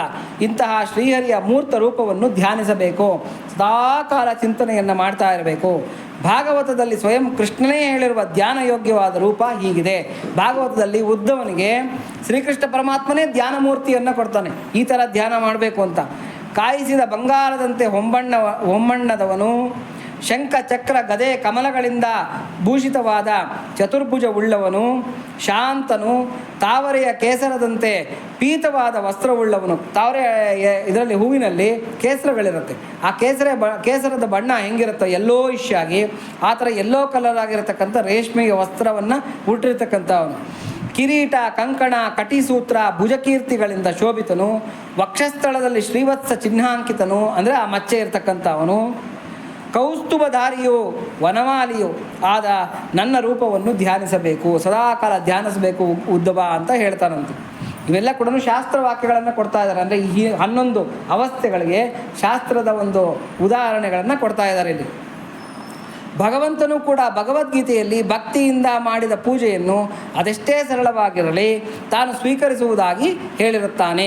ಯಾರು ನನಗೆ ಭಕ್ತಿಯಿಂದ ಒಂದು ಎಲೆಯನ್ನಾಗಲಿ, ಹೂವನ್ನಾಗಲಿ, ಹಣ್ಣನ್ನಾಗಲಿ, ಕಡೆಯ ಪಕ್ಷ ನೀರನ್ನಾಗಲಿ ಒಂದು ಉದ್ಧರಣೆ ನಿವೇದಿಸುತ್ತಾನೆಯೋ, ಹಾಗೆ ಭಕ್ತಿಯಿಂದ ಆ ಶುದ್ಧ ಮನಸ್ಕನ್ನು ಕೊಟ್ಟ ಅದನ್ನು ನಾನು ಪ್ರೀತಿಯಿಂದ ಸ್ವೀಕರಿಸುತ್ತೇನೆ ಅರ್ಜುನ ಅಂತ ಹೇಳ್ತಾನೆ. ಬಾಹ್ಯ ಪೂಜೆಗಿಂತ ಮಾನಸಿಕ ಪೂಜೆ, ಸ್ಮರಣೆ, ಉತ್ತಮ ಸ್ಮರಣೆಯು ಸ್ವರೂಪ ಸ್ಮರಣೆ, ರೂಪಸ್ಮರಣೆ, ನಾಮಸ್ಮರಣೆ. ಅಂದರೆ ಬಾಹ್ಯ ಪೂಜೆಗಿಂತ ಅವನ ರೂಪಸ್ಮರಣೆ, ಸ್ವರೂಪ ಸ್ಮರಣೆ, ನಾಮಸ್ಮರಣೆ ಶ್ರೇಷ್ಠವಾಗಿರತಕ್ಕಂಥದ್ದು. ಇವುಗಳಲ್ಲಿ ಹಿಂದಿನದಕ್ಕಿಂತ ಮುಂದಿನದು ಸುಲಭ. ಸ್ಮರಣೆಯ ಮಹಾತ್ಮ್ಯ ಹೀಗಿದೆ. ಕೆಟ್ಟ ಮನಸ್ಸಿನ ಜನರೂ ಕೂಡ ಶ್ರೀಹರಿಯನ್ನು ಸ್ಮರಿಸಿದರೆ ಅವನು ಸಕಲ ಪಾಪಗಳನ್ನು ಹೋಗಲಾಡಿಸಿಕೊಳ್ಳುತ್ತಾನೆ. ಕೆಟ್ಟ ಮನಸ್ಸಿನಿಂದ ಕೂಡಿರತಕ್ಕಂಥ ಅವನು ದುಷ್ಟನಾಗಿದ್ದರೂ ಕೂಡ ಅಪಿಚೇ ಸುದುರಾಚಾರ ಅಂತ ಹೇಳ್ತಾನೆ 9ನೇ ಅಧ್ಯಾಯದಲ್ಲಿ. ಎಂಥ ದುಷ್ಟ ದುರ್ಮಾರ್ಗಿಯಾಗಿದ್ದರೂ ಕೂಡ ನನ್ನ ಸ್ಮರಣೆ ಮಾಡಿದ್ರೆ ಅರ್ಜುನ ಅವನು ಧರ್ಮಾತ್ಮ ಅಂತಾನೆ ನೀವು ಪರಿಗಣಿಸಬೇಕು ಅಂತ ಹೇಳ್ಬಿಟ್ಟು ಅಂತ. ಕೆಟ್ಟ ಮನಸ್ಸಿನ ಜನರೂ ಕೂಡ ಶ್ರೀಹರಿಯನ್ನು ಸ್ಮರಿಸಿದರೆ ಅವನು ಅವರ ಪಾಪಗಳನ್ನು ಹೋಗಲಾಡಿಸುತ್ತಾನೆ. ಬೆಂಕಿಯನ್ನು ಇಚ್ಛೆ ಇಲ್ಲದೆ ಮುಟ್ಟಿದರೂ ಸುಡುತ್ತದೆಯಲ್ಲವೇ? ಗೊತ್ತಿದ್ದು ಮುಟ್ಲಿ, ಗೊತ್ತಿಲ್ದಿರ ಮುಟ್ಲಿ, ಬೆಂಕಿ ಏನು ಮಾಡುತ್ತೆ? ಸುಡುತ್ತೆ. ಸುಡೋದೇ ಅದರ ಧರ್ಮ. ಪರಮಾತ್ಮನ ನಾಮಸ್ಮರಣೆಯನ್ನು ಗೊತ್ತಿದ್ದು ಮಾಡಲಿ ಗೊತ್ತಿಲ್ದಿರ ಮಾಡಲಿ ಅದು ಸುಡುತ್ತೆ. ಅದೇ ಅದರ ಧರ್ಮ. ಒಂದ್ಸಲ ಏನಾಯ್ತು ಅಂತಂದರೆ, ಈ ವಾಲ್ಮೀಕಿಗಳ ಹಿಂದಿನ ಜನ್ಮದಲ್ಲಿ ಒಬ್ಬ ಋಷಿ ಆಶ್ರಮದಲ್ಲಿ ಋಷಿಗಳ ಮಗನಾಗಿರಬೇಕಾಗಿದ್ದರೆ ಆವಾಗ ಏನಾಯ್ತಂತೆ, ಒಂದ್ಸಲಿ ಯಾರೋ ಒಬ್ಬ ರಾಜ ಬ್ರಹ್ಮಹತ್ಯೆ ಪಾತಕ ಮಾಡಿಬಿಟ್ಟಿದ್ದಂತೆ. ಅಂದರೆ ಯಾರೋ ಬ್ರಾಹ್ಮಣನನ್ನು ಸಾಯಿಸಿಬಿಟ್ಟಿದ್ದಂತೆ. ಆವಾಗ ಆ ಪಾಪಕ್ಕೆ ಪ್ರಾಯಶ್ಚಿತ್ತ ಏನು ಅಂತ ಕೇಳೋದಕ್ಕೆ ಅಂತೇಳ್ಬಿಟ್ಟು ಋಷ್ಯಾಶ್ರಮಕ್ಕೆ ಆ ಋಷಿಗಳನ್ನು ಭೇಟಿ ಮಾಡೋದಕ್ಕೆ ಅಂತ ಬಂದಂತೆ. ಋಷಿಗಳಿರಲಿಲ್ವಂತೆ, ಸಂಧ್ಯಾನುಷ್ಠಾನಗಳಿಗೆ ಅಂತೇಳ್ಬಿಟ್ಟು ಅವರು ನದಿ ತೀರಕ್ಕೆ ಹೋಗಿದ್ರಂತೆ. ಮನೆಯಲ್ಲಿ ಯಾರಿದ್ರು, ಆಶ್ರಮದಲ್ಲಿ ಯಾರಿದ್ರು, ಋಷಿಗಳ ಮಗ ಇದ್ದರು. ಅವ್ರನ್ನ ಚಿಕ್ಕ ವಯಸ್ಸು, ಒಂದು 18-19 ವರ್ಷದವರು. ಆವಾಗ ಆ ರಾಜ ಬಂದು ತಂದೆ ಇಲ್ಲ ಅನ್ನೋದು, ಅಂದರೆ ಋಷಿಗಳು, ದೊಡ್ಡ ಋಷಿಗಳಿಲ್ಲ ಅನ್ನೋದು ಗೊತ್ತಾಗಿ ವಾಪಸ್ ಹೋಗ್ತಾ ಇದ್ರಂತೆ. ಇವನೇನೋ ದೊಡ್ಡ ಪಂಡಿತ ಅಂತ ಕರೆದಂತೆ. ಬನ್ನಿ ಏನು ಕೆಲಸದ ಮೇಲೆ ಬಂದಿದ್ರಿ ಅಂತ ಕೇಳಿದಂತೆ. ಹುಡುಗಾಟಿಗೆ. ಆವಾಗ ಬಂದು ಕೂತ್ಕೊಂಡು ಹೇಳಿದ್ರಂತೆ, ಇಲ್ಲ ನಾನೊಂದು ಬ್ರಹ್ಮಹತ್ಯೆ ಪಾತಕ ಮಾಡಿಬಿಟ್ಟಿದ್ದೀನಿ, ಆ ಬ್ರಹ್ಮಹತ್ಯೆ ಪಾತಕಕ್ಕೆ ಪ್ರಾಯಶ್ಚಿತ್ತ ಏನು ಅಂತ ಕೇಳೋದಕ್ಕೆ ಅಂತ ಬಂದೆ ಅಂತ ಹೇಳಿದ್ರು. ಈತ ಸುಮ್ಮನೆ ಇರಬೇಕು ತಾನೇ, ಶ್ರೀರಾಮ ಶ್ರೀರಾಮ ಶ್ರೀರಾಮ ಅಂತ 3 ಸಲ ಹೇಳ್ಕೊಳ್ಳಿ, ನಿಮ್ಮ ಬ್ರಹ್ಮಹತ್ಯೆ ಪಾತಕ ಹೊರಟೋಗುತ್ತೆ, ಇದೇ ಅದಕ್ಕೆ ಪ್ರಾಯಶ್ಚಿತ್ತ ಅಂತ ಹೇಳಿದ್ರು. ಹೌದಾ ಸರಿ ಅಂತ ಹೊರಟೋಗ್ಬಿಟ್ರು. ಸಂಧ್ಯಾನುಷ್ಠಾನಗಳನ್ನೆಲ್ಲ ಮುಗಿಸ್ಕೊಂಡು ಆ ಹಿರಿಯ ಋಷಿಗಳು ಆಶ್ರಮಕ್ಕೆ ಹಿಂದಿರುಗಿದ್ರಂತೆ. ಆವಾಗ ಈತ ಎಲ್ಲ ಹೇಳೋದಂತೆ, ಈ ಥರ ಚಕ್ರವರ್ತಿಗಳು ಬಂದಿದ್ದರು, ಅವರೇನೋ ಬ್ರಹ್ಮಹತ್ಯೆ ಪಾತಕ ಮಾಡಿಬಿಟ್ಟಿದ್ರಂತೆ, ಪ್ರಾಯಶ್ಚಿತ್ತ ಏನು ಮಾಡ್ಕೋಬೇಕು ಅಂತ ಕೇಳೋದಕ್ಕೆ ಬಂದಿದ್ರು, ತಾವು ಇರಲಿಲ್ಲ, ನದಿ ತೀರಕ್ಕೆ ಹೋಗಿದ್ರಿ ಅಂತ. ಮತ್ತು ಏನು ಹೇಳಿದೆ ನೀನು, ಏನು ಹೇಳಿ ಕಳಿಸ್ದೆ ಅಂತ ಕೇಳಿದ್ರು. ಶ್ರೀರಾಮ ಶ್ರೀರಾಮ ಶ್ರೀರಾಮ ಅಂತ 3 ಸಲ ಹೇಳ್ಕೊಂಬಿಡು, ನಿಮಗೆ ಬ್ರಹ್ಮಹತ್ಯೆ ಪಾತಕ ಹೊರಟೋಗುತ್ತೆ ಅಂತ ಹೇಳಿ ಕಳಿಸ್ಬಿಟ್ಟೆ. ಆ ಋಷಿಗಳ ಕಣ್ಣುಗಳೆರಡು ಕೆಂಪಗಾಗ್ಬಿಡ್ತಂತೆ. ಇಷ್ಟೇನಾ ನೀನು ತಪಸ್ ಮಾಡಿ ಈ ಆಶ್ರಮದಲ್ಲಿ ನನ್ನ ಮಗನಾಗಿ ನೀನು ಮಾಡಿರ್ತಕ್ಕಂಥ ಸಾಧನೆ ಇಷ್ಟೇನಾ? ಬ್ರಹ್ಮಹತ್ಯೆ ಪಾತಕ ಹೋಗಬೇಕಾಗಿದ್ದರೆ 1 ಸಲ ಶ್ರೀರಾಮ ಅಂದ್ಕೊಂಡ್ರೆ ಸಾಕು, ಬ್ರಹ್ಮಹತ್ಯೆ ಪಾತಕ ಹೊರಟೋಗುತ್ತೆ. ಅಂಥದ್ರಲ್ಲಿ ನೀನು 3 ಸಲ ಶ್ರೀರಾಮ ಶ್ರೀರಾಮ ಅಂತ ಹೇಳ್ಕೊ, ಬ್ರಹ್ಮಹತ್ಯೆ ಪಾತಕ ಹೋಗುತ್ತೆ ಅಂತ ಹೇಳ್ದ. ಆ ಶ್ರೀರಾಮನಾಮದ ಮಹಿಮೆನೇ ನಿಂಗೆ ಗೊತ್ತಿಲ್ಲ. ಹೋಗಿ ಇನ್ನೊಂದು ಜನ್ಮ ಹುಟ್ಟುಬಿಟ್ಟು ಇನ್ನೊಂದು ಜನ್ಮ ಎತ್ತಿ ಆ ರಾಮನಾಮದ ಮಹಿಮೆಯನ್ನು ತಿಳ್ಕೊಂಡು ಲೋಕಕ್ಕೆಲ್ಲ ಸಾರಬಿಟ್ಟು ಬಾ ಅಂತೇಳ್ಬಿಟ್ಟು ಶಾಪ ಕೊಟ್ರಂತೆ. ಯಾರು? ಆ ತಂದೆ ಋಷಿಗಳು. ಅವರೇನಂತೆ ಮುಂದಿನ ಜನ್ಮದಲ್ಲಿ ವಾಲ್ಮೀಕಿಗಳಾಗಿ ಹುಟ್ಟಿದ್ದು. ಆ ಪಾಪಕ್ಕೆ ಪ್ರಾಯಶ್ಚಿತ್ತವಾಗಿ ಅವರು ರತ್ನಾಕರನಾಗಿ ಹುಟ್ಟಿ ದರೋಡೆಕೋರರಾಗಿದ್ದು, ಆಮೇಲೆ ಅವರು ಋಷಿಗಳ ಒಂದು ಇದನ್ನು ಪಡ್ಕೊಂಡು ಆ ರಾಮನಾಮದ ಮಹಿಮೆಯನ್ನು, ವಾಲ್ಮೀಕಿ ರಾಮಾಯಣ 24,000 ಶ್ಲೋಕಗಳಲ್ಲಿ ವಾಲ್ಮೀಕಿ ರಾಮಾಯಣ ರಚನೆ ಮಾಡಿ ಆ ರಾಮನಾಮದ ಮಹಿಮೆ ಏನು ಅಂತಕ್ಕಂಥದ್ದನ್ನು ಜಗತ್ತಿಗೆಲ್ಲ ಸಾರಿ ಪ್ರಾಯಶ್ಚಿತ್ತ ಮಾಡ್ಕೊಂಡು ಹೋದ್ರಂತೆ. ತಪ್ಪಾಯ್ತಪ್ಪ, ನಿನ್ನ ನಾಮಕ್ಕೆ ಇಷ್ಟು ಮಹಿಮೆ ಇದೆ ಅನ್ನೋದು ನಂಗೆ ಗೊತ್ತಿರಲಿಲ್ಲ ಅಂತ ಅವರು ತಪಸ್ಸು ಮಾಡಿ ಅದನ್ನು ಅರ್ಥಕೊಂಡು ಹೋದ್ರಂತೆ. ಅಂದರೆ ಸಕಲ ಪಾಪಗಳನ್ನು ನಿವಾರಣೆ ಮಾಡತಕ್ಕಂಥ ದೊಡ್ಡ ನಾಮ ಯಾವುದು ಅಂತಂದರೆ ಪರಮಾತ್ಮನ ನಾಮ. ಆ ನಾಮಕ್ಕೆ ಇರ್ತಕ್ಕಂಥ ದೊಡ್ಡ ಮಹಾತ್ಮ ಏನು ಅಂದರೆ ನೋಡಿ, ಇದು ಅಂದರೆ 3 ಸಲ ಹೇಳ್ಕೊಳ್ತಕ್ಕಂಥ ಮಾತನ್ನು ಹೇಳ್ದ ಅಂತ. ಅಂದರೆ ನಿಂಗೆ ನಂಬಿಕೆನೇ ಇಲ್ವಾ? ಆ ರಾಮನಾಮದ ಮೇಲೆ ನಿನಗೆ ನಂಬಿಕೆನೇ ಇಲ್ವಾ ಅಂತ ತಂದೆ ಬೈತಾನೆ. 1 ಸಲ ಶ್ರೀರಾಮ ಅಂದರೆ ಸಾಕು, ಬ್ರಹ್ಮಹತ್ಯೆ ಪಾತಕಗಳು ಹೊರಟೋಗುತ್ತೆ. ಎಂಥ ಮಾಡಿರ್ತಕ್ಕಂಥ ದೊಡ್ಡ ದೊಡ್ಡ ಪಾಪಗಳೆಲ್ಲ ಸುಟ್ಟೋಗುತ್ತೆ. ಗೊತ್ತಿದ್ದು ಅನ್ನಲಿ ಗೊತ್ತಿಲ್ದಿಲ್ಲ ಅನ್ನಲಿ ಪಾಪಗಳು ಸುಡುತ್ತೆ. ಅದಕ್ಕೆ ತುಳಸಿದಾಸರು ಹೇಳ್ತಾರೆ, ಹರಾಮ್ ಅಂತ ಬೈದರೆ ಪಾಪಗಳೆಲ್ಲ ಸುಟ್ಟೋಗುತ್ತಂತೆ. ಯಾಕೆ? ಬೈತಾ ಇರೋದು ಬೈಯೇ ಆಗಿರ್ಬೋದು, ಅದರಲ್ಲಿ ರಾಮನಾಮ ಇದೆ, ಹರಾಮ್ ಅಂತ ರಾಮನಾಮ ಇದೆ ಅಂತ ಹೇಳ್ಬಿಟ್ಟು. ಅಂಥ ದಿವ್ಯವಾಗಿರ್ತಕ್ಕಂಥ ನಾಮ ಪರಮಾತ್ಮನ ನಾಮ. ಯಾರು ನನಗೆ ಭಕ್ತಿಯಿಂದ ಬಾಹ್ಯ ಪೂಜೆಗಿಂತ ಕೆಟ್ಟ ಮನಸ್ಸಿನ ಜನರೂ ಕೂಡ ಶ್ರೀರಾಮನನ್ನು ಸ್ಮರಿಸಿದರೆ ಅವನು ಅವರ ಪಾಪಗಳನ್ನು ಹೋಗಲಾಡಿಸುತ್ತಾನೆ. ಬೆಂಕಿಯನ್ನು ಇಚ್ಛಿಸದೆ ಮುಟ್ಟಿದರೂ ಕೂಡ ಹೇಗೆ ಸುಡುತ್ತದೋ ಹಾಗೆ ಭಗವನ್ ನಾಮವನ್ನು ಗೊತ್ತಿದ್ದು ಹೇಳಿ ಗೊತ್ತಿಲ್ದಿರ ಹೇಳಿ ಪಾಪಗಳೆಲ್ಲದನ್ನು ಕೂಡ ಸುಟ್ಟು ಬಿಡುತ್ತೆ. ಕುಲಶೇಖರ ಆಳ್ವಾರರ ಸುಪ್ರಸಿದ್ಧ ಮುಕುಂದಮಾಲಾ ಸ್ತೋತ್ರದಲ್ಲಿ ದಾಸ್ಯ ಭಾವವನ್ನು ಈ ಥರ ವರ್ಣಿಸಿದ್ದಾರೆ. ಅಂದರೆ ದಾಸ್ಯಾಸಕ್ತಿ, ಅದನ್ನು ಕುಲಶೇಖರ ಆಳ್ವಾರರು ಹೇಳ್ತಾರೆ, ಮಜ್ಜನ್ಮನ ಫಲಮಿದಂ ಮಧು ಕೈಟಬಾರೆ ಮತ್ಪ್ರಾರ್ಥನೀಯ ಮಧುನಗ್ರಹ ಏಷ ಏವ ತ್ವದ್ಭೃತ್ಯ ಭೃತ್ಯ ಪರಿಚಾರಕ ಭೃತ್ಯ ಭೃತ್ಯ ಭೃತ್ಯಸ್ಯ ಭೃತ್ಯ ಇತಿ ಮಾಂ ಸ್ಮರ ಲೋಕನಾಥ ಅಂತ. ಪರಮಾತ್ಮನಿಗೆ ನಾವು ಕೇರ್ ಆಫ್ ಅಡ್ರೆಸ್ ಹೆಂಗೆ ಹೇಳ್ಕೋಬೇಕು ಅಂತಂದರೆ, ಅಪ್ಪ ನಾನು ನಿನಗೆ ಸಂಬಂಧಪಟ್ಟವನು ಅಂತ ಹೆಂಗೆ ಹೇಳ್ಕೋಬೇಕಂದ್ರೆ ನೋಡಿ, ಈ ಶ್ಲೋಕದ ಮುಖಾಂತರ ಕುಲಶೇಖರ ಆಳ್ವಾರರು ಹೇಳ್ತಾ ಇದ್ದಾರೆ.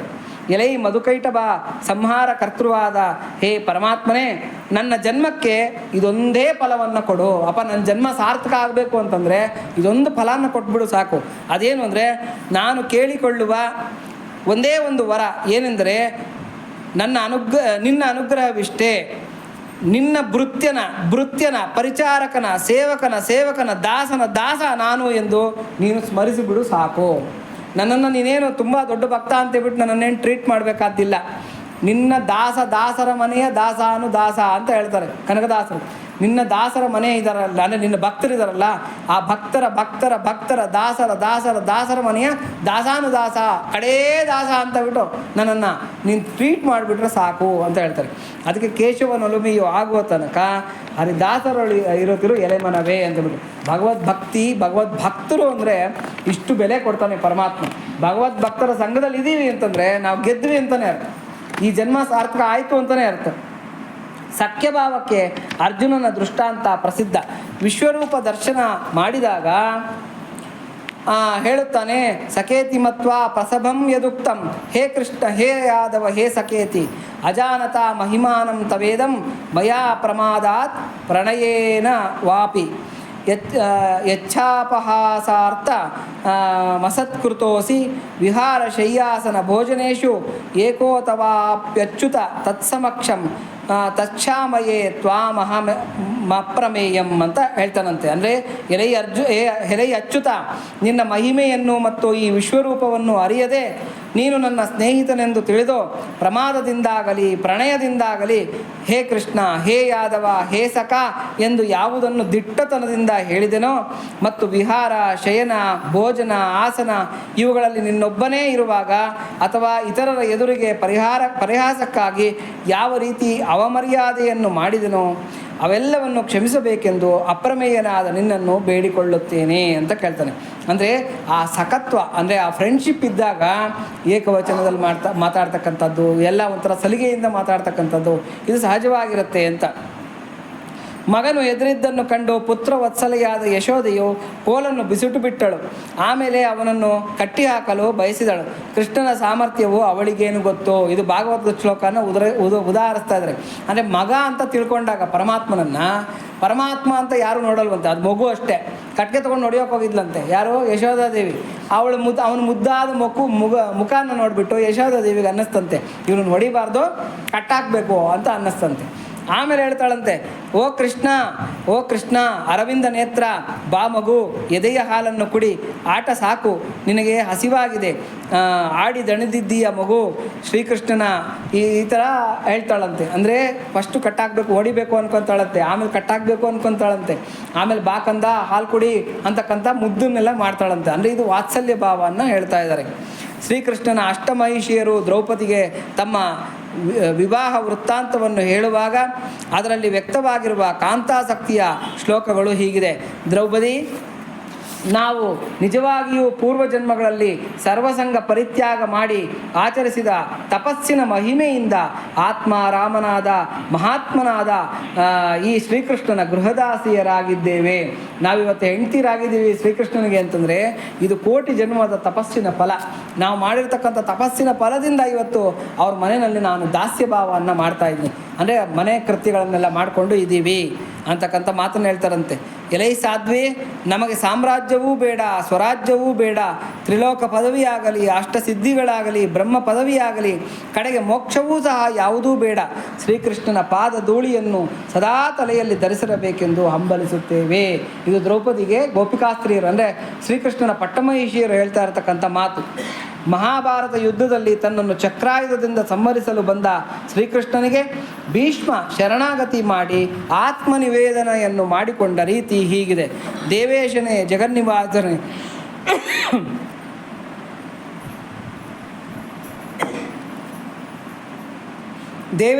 ಜಗನ್ನಿವಾಸನೇ ಬಾ, ಹೇ ಲಕ್ಷ್ಮೀಪತಿಯೇ ಚಕ್ರಪಾಣಿಯೇ ನಿನಗೆ ನಮಸ್ಕಾರ ಮಾಡುತ್ತೇನೆ. ಹೇ ಜಗದೊಡೆಯನೇ ಸರ್ವರಿಗೂ ಆಶ್ರಯನೇ, ಈ ಯುದ್ಧದಲ್ಲಿ ಬಲಾತ್ಕಾರದಿಂದ ನನ್ನನ್ನು ರಥದಿಂದ ಕೆಡವಿ ಬಿಡು. ಬಾ ನನ್ನ ಮೇಲೆ ಯುದ್ಧಕ್ಕೆ ಬಂದು ರಥದಿಂದ ನನ್ನನ್ನು ಬಲಾತ್ಕಾರವಾಗಿ ಕೆಡವು ಬಿಡು ಅಂತ ಪ್ರಾರ್ಥನೆ ಮಾಡ್ಕೊತಾನಂತೆ. ತನ್ಮಯತಾಸಕ್ತಿಯನ್ನು ಇದು ಆತ್ಮನಿವೇದನದ ಕಡೆಯ ಮೆಟ್ಟಿಲು ಎನ್ನಬಹುದು. ಉಪನಿಷತ್ತುಗಳಲ್ಲಿ ಹೀಗೆ ವಿವರಿಸಿದೆ. ಪ್ರಣವೋ ಧನು ಶರೋ ಹಿ ಆತ್ಮ ಬ್ರಹ್ಮತಲ್ಲಕ್ಷ ಮುಚ್ಚತೆ ಅಪ್ರಮತ್ತೇನ ವೇದ್ದವ್ಯಂ ಶರವತ್ತನ್ಮಯೋ ಭವೇತ್ ಅಂತ. ಓಂಕಾರವೇ ಧನಸ್ಸು ಅಂದರೆ ಭಗವಂತನ ನಾಮಸ್ಮರಣೆಯೇ ಧನಸ್ಸು. ಆತ್ಮವೇ ಅಂದರೆ ಮನಸ್ಸೇ ಅದಕ್ಕೆ ಹೂಡಿರ್ತಕ್ಕಂಥ ಬಾಣ. ಬ್ರಹ್ಮವು ಅದರ ಲಕ್ಷ್ಯವಾಗಿದೆ. ಪ್ರಮತ್ತನಾಗದೆ ಹೊಡೆಯಬೇಕು. ಬಾಣದಂತೆ ಆ ಮನಸ್ಸು ಪರಮಾತ್ಮನಲ್ಲಿ ತನ್ಮಯವಾಗಿ ಬಿಡಬೇಕು, ಒಳಗೆ ಲೀನ ಆಗಿಬಿಡಬೇಕು ಅಂತ ಒಂದಿದು ಮುಂಡಕೋಪನಿಷತ್ತು ಹೇಳ್ತಾ ಇರತಕ್ಕಂಥ ಮಾತು. ಭಕ್ತನು ಪರಮಾತ್ಮನನ್ನು ಏಕಾಗ್ರ ಚಿತ್ತದಿಂದ ಧ್ಯಾನಿಸಿದಾಗ ಇಂತಹ ತನ್ಮಯತೆ ಸಿದ್ಧಿಸುತ್ತದೆ. ಒಂದು ವಸ್ತುವಿನ ಬೆಲೆ ನಮಗೆ ಗೊತ್ತಾಗಬೇಕಾದರೆ ಅದು ಕಳೆದುಕೊಂಡಾಗ ಮಾತ್ರ.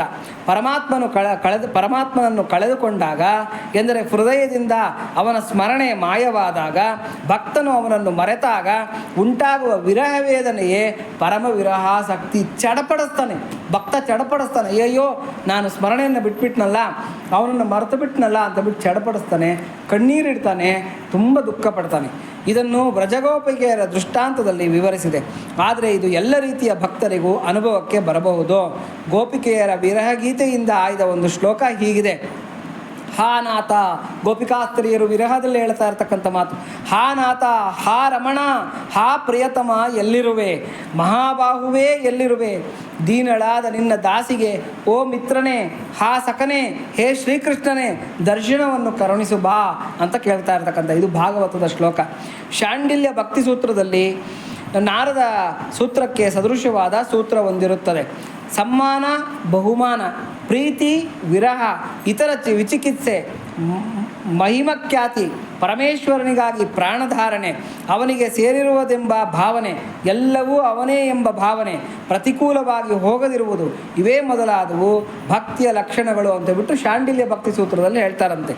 ಅಂದರೆ ಸನ್ಮಾನ ಆಗಲಿ ಅವಮಾನ ಆಗಲಿ, ಅಮಾನಿನಾಂ ಮಾನದೇನ ಕೀರ್ತನೆಯೇ ಸದಾಹರಿ ಅಂತ ಚೈತನ್ಯ ಮಹಾಪ್ರಭುಗಳು ಹೇಳ್ತಾರೆ. ಹಾಗಾಗಿ ಅವಮಾನ ಆಗಲಿ ಸನ್ಮಾನ ಆಗಲಿ ಪರಮಾತ್ಮ ಅಷ್ಟೇ ನನಗೆ ಬೇಕು. ಪ್ರೀತಿ ಇರಲಿ ವಿರಹ ಇರಲಿ ಪರಮಾತ್ಮ ಅಷ್ಟೇ ನನಗೆ ಬೇಕು. ಇಂತಹ ವಿಚಿಕಿತ್ಸೆ, ಮಹಿಮಖ್ಯಾತಿ, ಅವನು ಇಂಥ ದೊಡ್ಡವನಾಗಿರಲಿ, ತ್ರಿಲೋಕ ಅಖಿಲಾಂಡ ಕೋಟಿ ಬ್ರಹ್ಮಾಂಡ ನಾಯಕನಾಗಿರಲಿ, ಏನೇ ಆಗಿರಲಿ, ಅವನು ಯಾರು ನನಗೆ ಪ್ರಿಯತಮ ಅಷ್ಟೇ. ಪರಮೇಶ್ವರನಿಗಾಗಿ ಪ್ರಾಣಧಾರಣೆ, ನಾನು ಬದುಕಿರೋದೇ ಅವನಿಗೋಸ್ಕರ, ಅವನ ಸ್ಮರಣೆ ಇರೋವರೆಗೂ ಬದುಕಿರ್ತೀನಿ, ಅವನ ಸ್ಮರಣೆ ಇಲ್ಲ ಅಂದರೆ ಶರೀರ ಬಿಟ್ಬಿಡ್ತೀನಿ ಅಂತ. ಹನುಮಂತ ಏನು ಮಾಡ್ದ? ವೈಕುಂಠಕ್ಕೆ ಬಾಪ ಅಂತಂದರೆ ರಾಮಾಯಣದಲ್ಲಿ ರಾಮ ಕೇಳಿದ್ರೆ, ಉತ್ತರ ರಾಮಾಯಣದಲ್ಲಿ ಹನುಮಂತ ರಿಜೆಕ್ಟ್ ಮಾಡ್ತಾನೆ. ಎಲ್ಲಿವರೆಗೂ ಭೂಲೋಕದಲ್ಲಿ ರಾಮನಾಮ ಸ್ಮರಣೆ ಇರುತ್ತೋ, ಎಲ್ಲಿವರೆಗೂ ರಾಮಾಯಣ ಪಾರಾಯಣ ನಡೀತಾ ಇರುತ್ತೋ, ರಾಮ ಭಜನೆ ನಡೀತಾ ಇರುತ್ತೋ, ರಾಮ ಸ್ಮರಣೆ ನಡೀತಾ ಇರುತ್ತೋ, ಅಲ್ಲಿವರೆಗೂ ನಾನು ಶರೀರ ಧಾರಣೆ ಮಾಡ್ಕೊಂಡಿರ್ತೀನಿ, ಹೋಗಿ ರಾಮ ನಾನು ಬರಲ್ಲ ವೈಕುಂಠಕ್ಕೆ ಅಂತ ಹೇಳ್ತಾನೆ. ಅದಕ್ಕೆ ಚಿರಂಜೀವಿಯಾಗಿ ಇವತ್ತಿಗೂ ಕೂಡ ಇರ್ತಕ್ಕಂಥದ್ದು.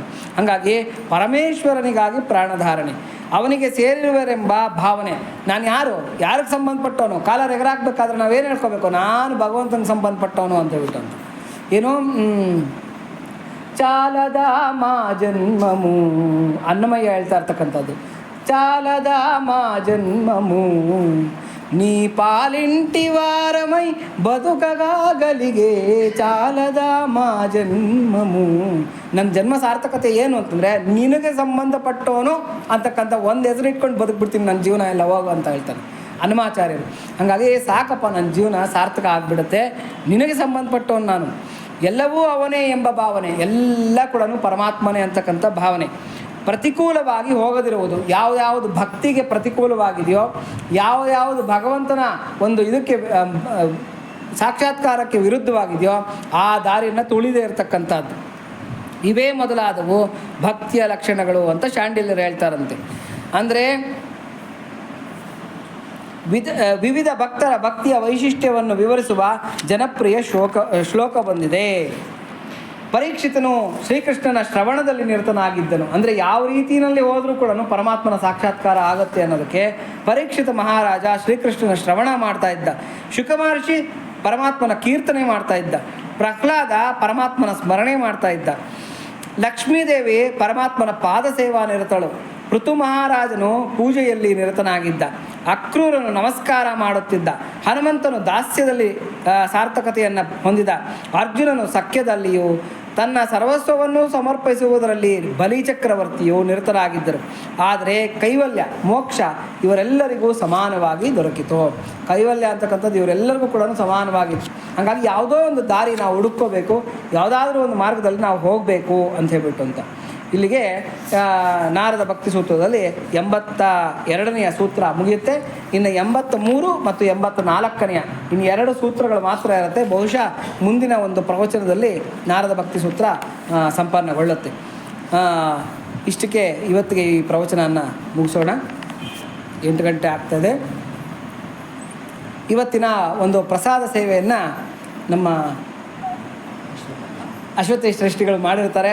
ಅವ್ರಿಗೆ ಭಗವಂತ ಆಯುರಾರೋಗ್ಯ ಅಷ್ಟೈಶ್ವರ್ಯಗಳನ್ನು ದಯಪಾಲಿಸಲಿ ಅಂತ ಪ್ರಾರ್ಥನೆ ಮಾಡ್ಕೊತಾ ಇದ್ದೀವಿ. ಹಿಂದಿನ ಪ್ರವಚನದಲ್ಲೂ ಅವರೇ ಪ್ರಸಾದ ಸೇವೆಯನ್ನು ಮಾಡಿದರು.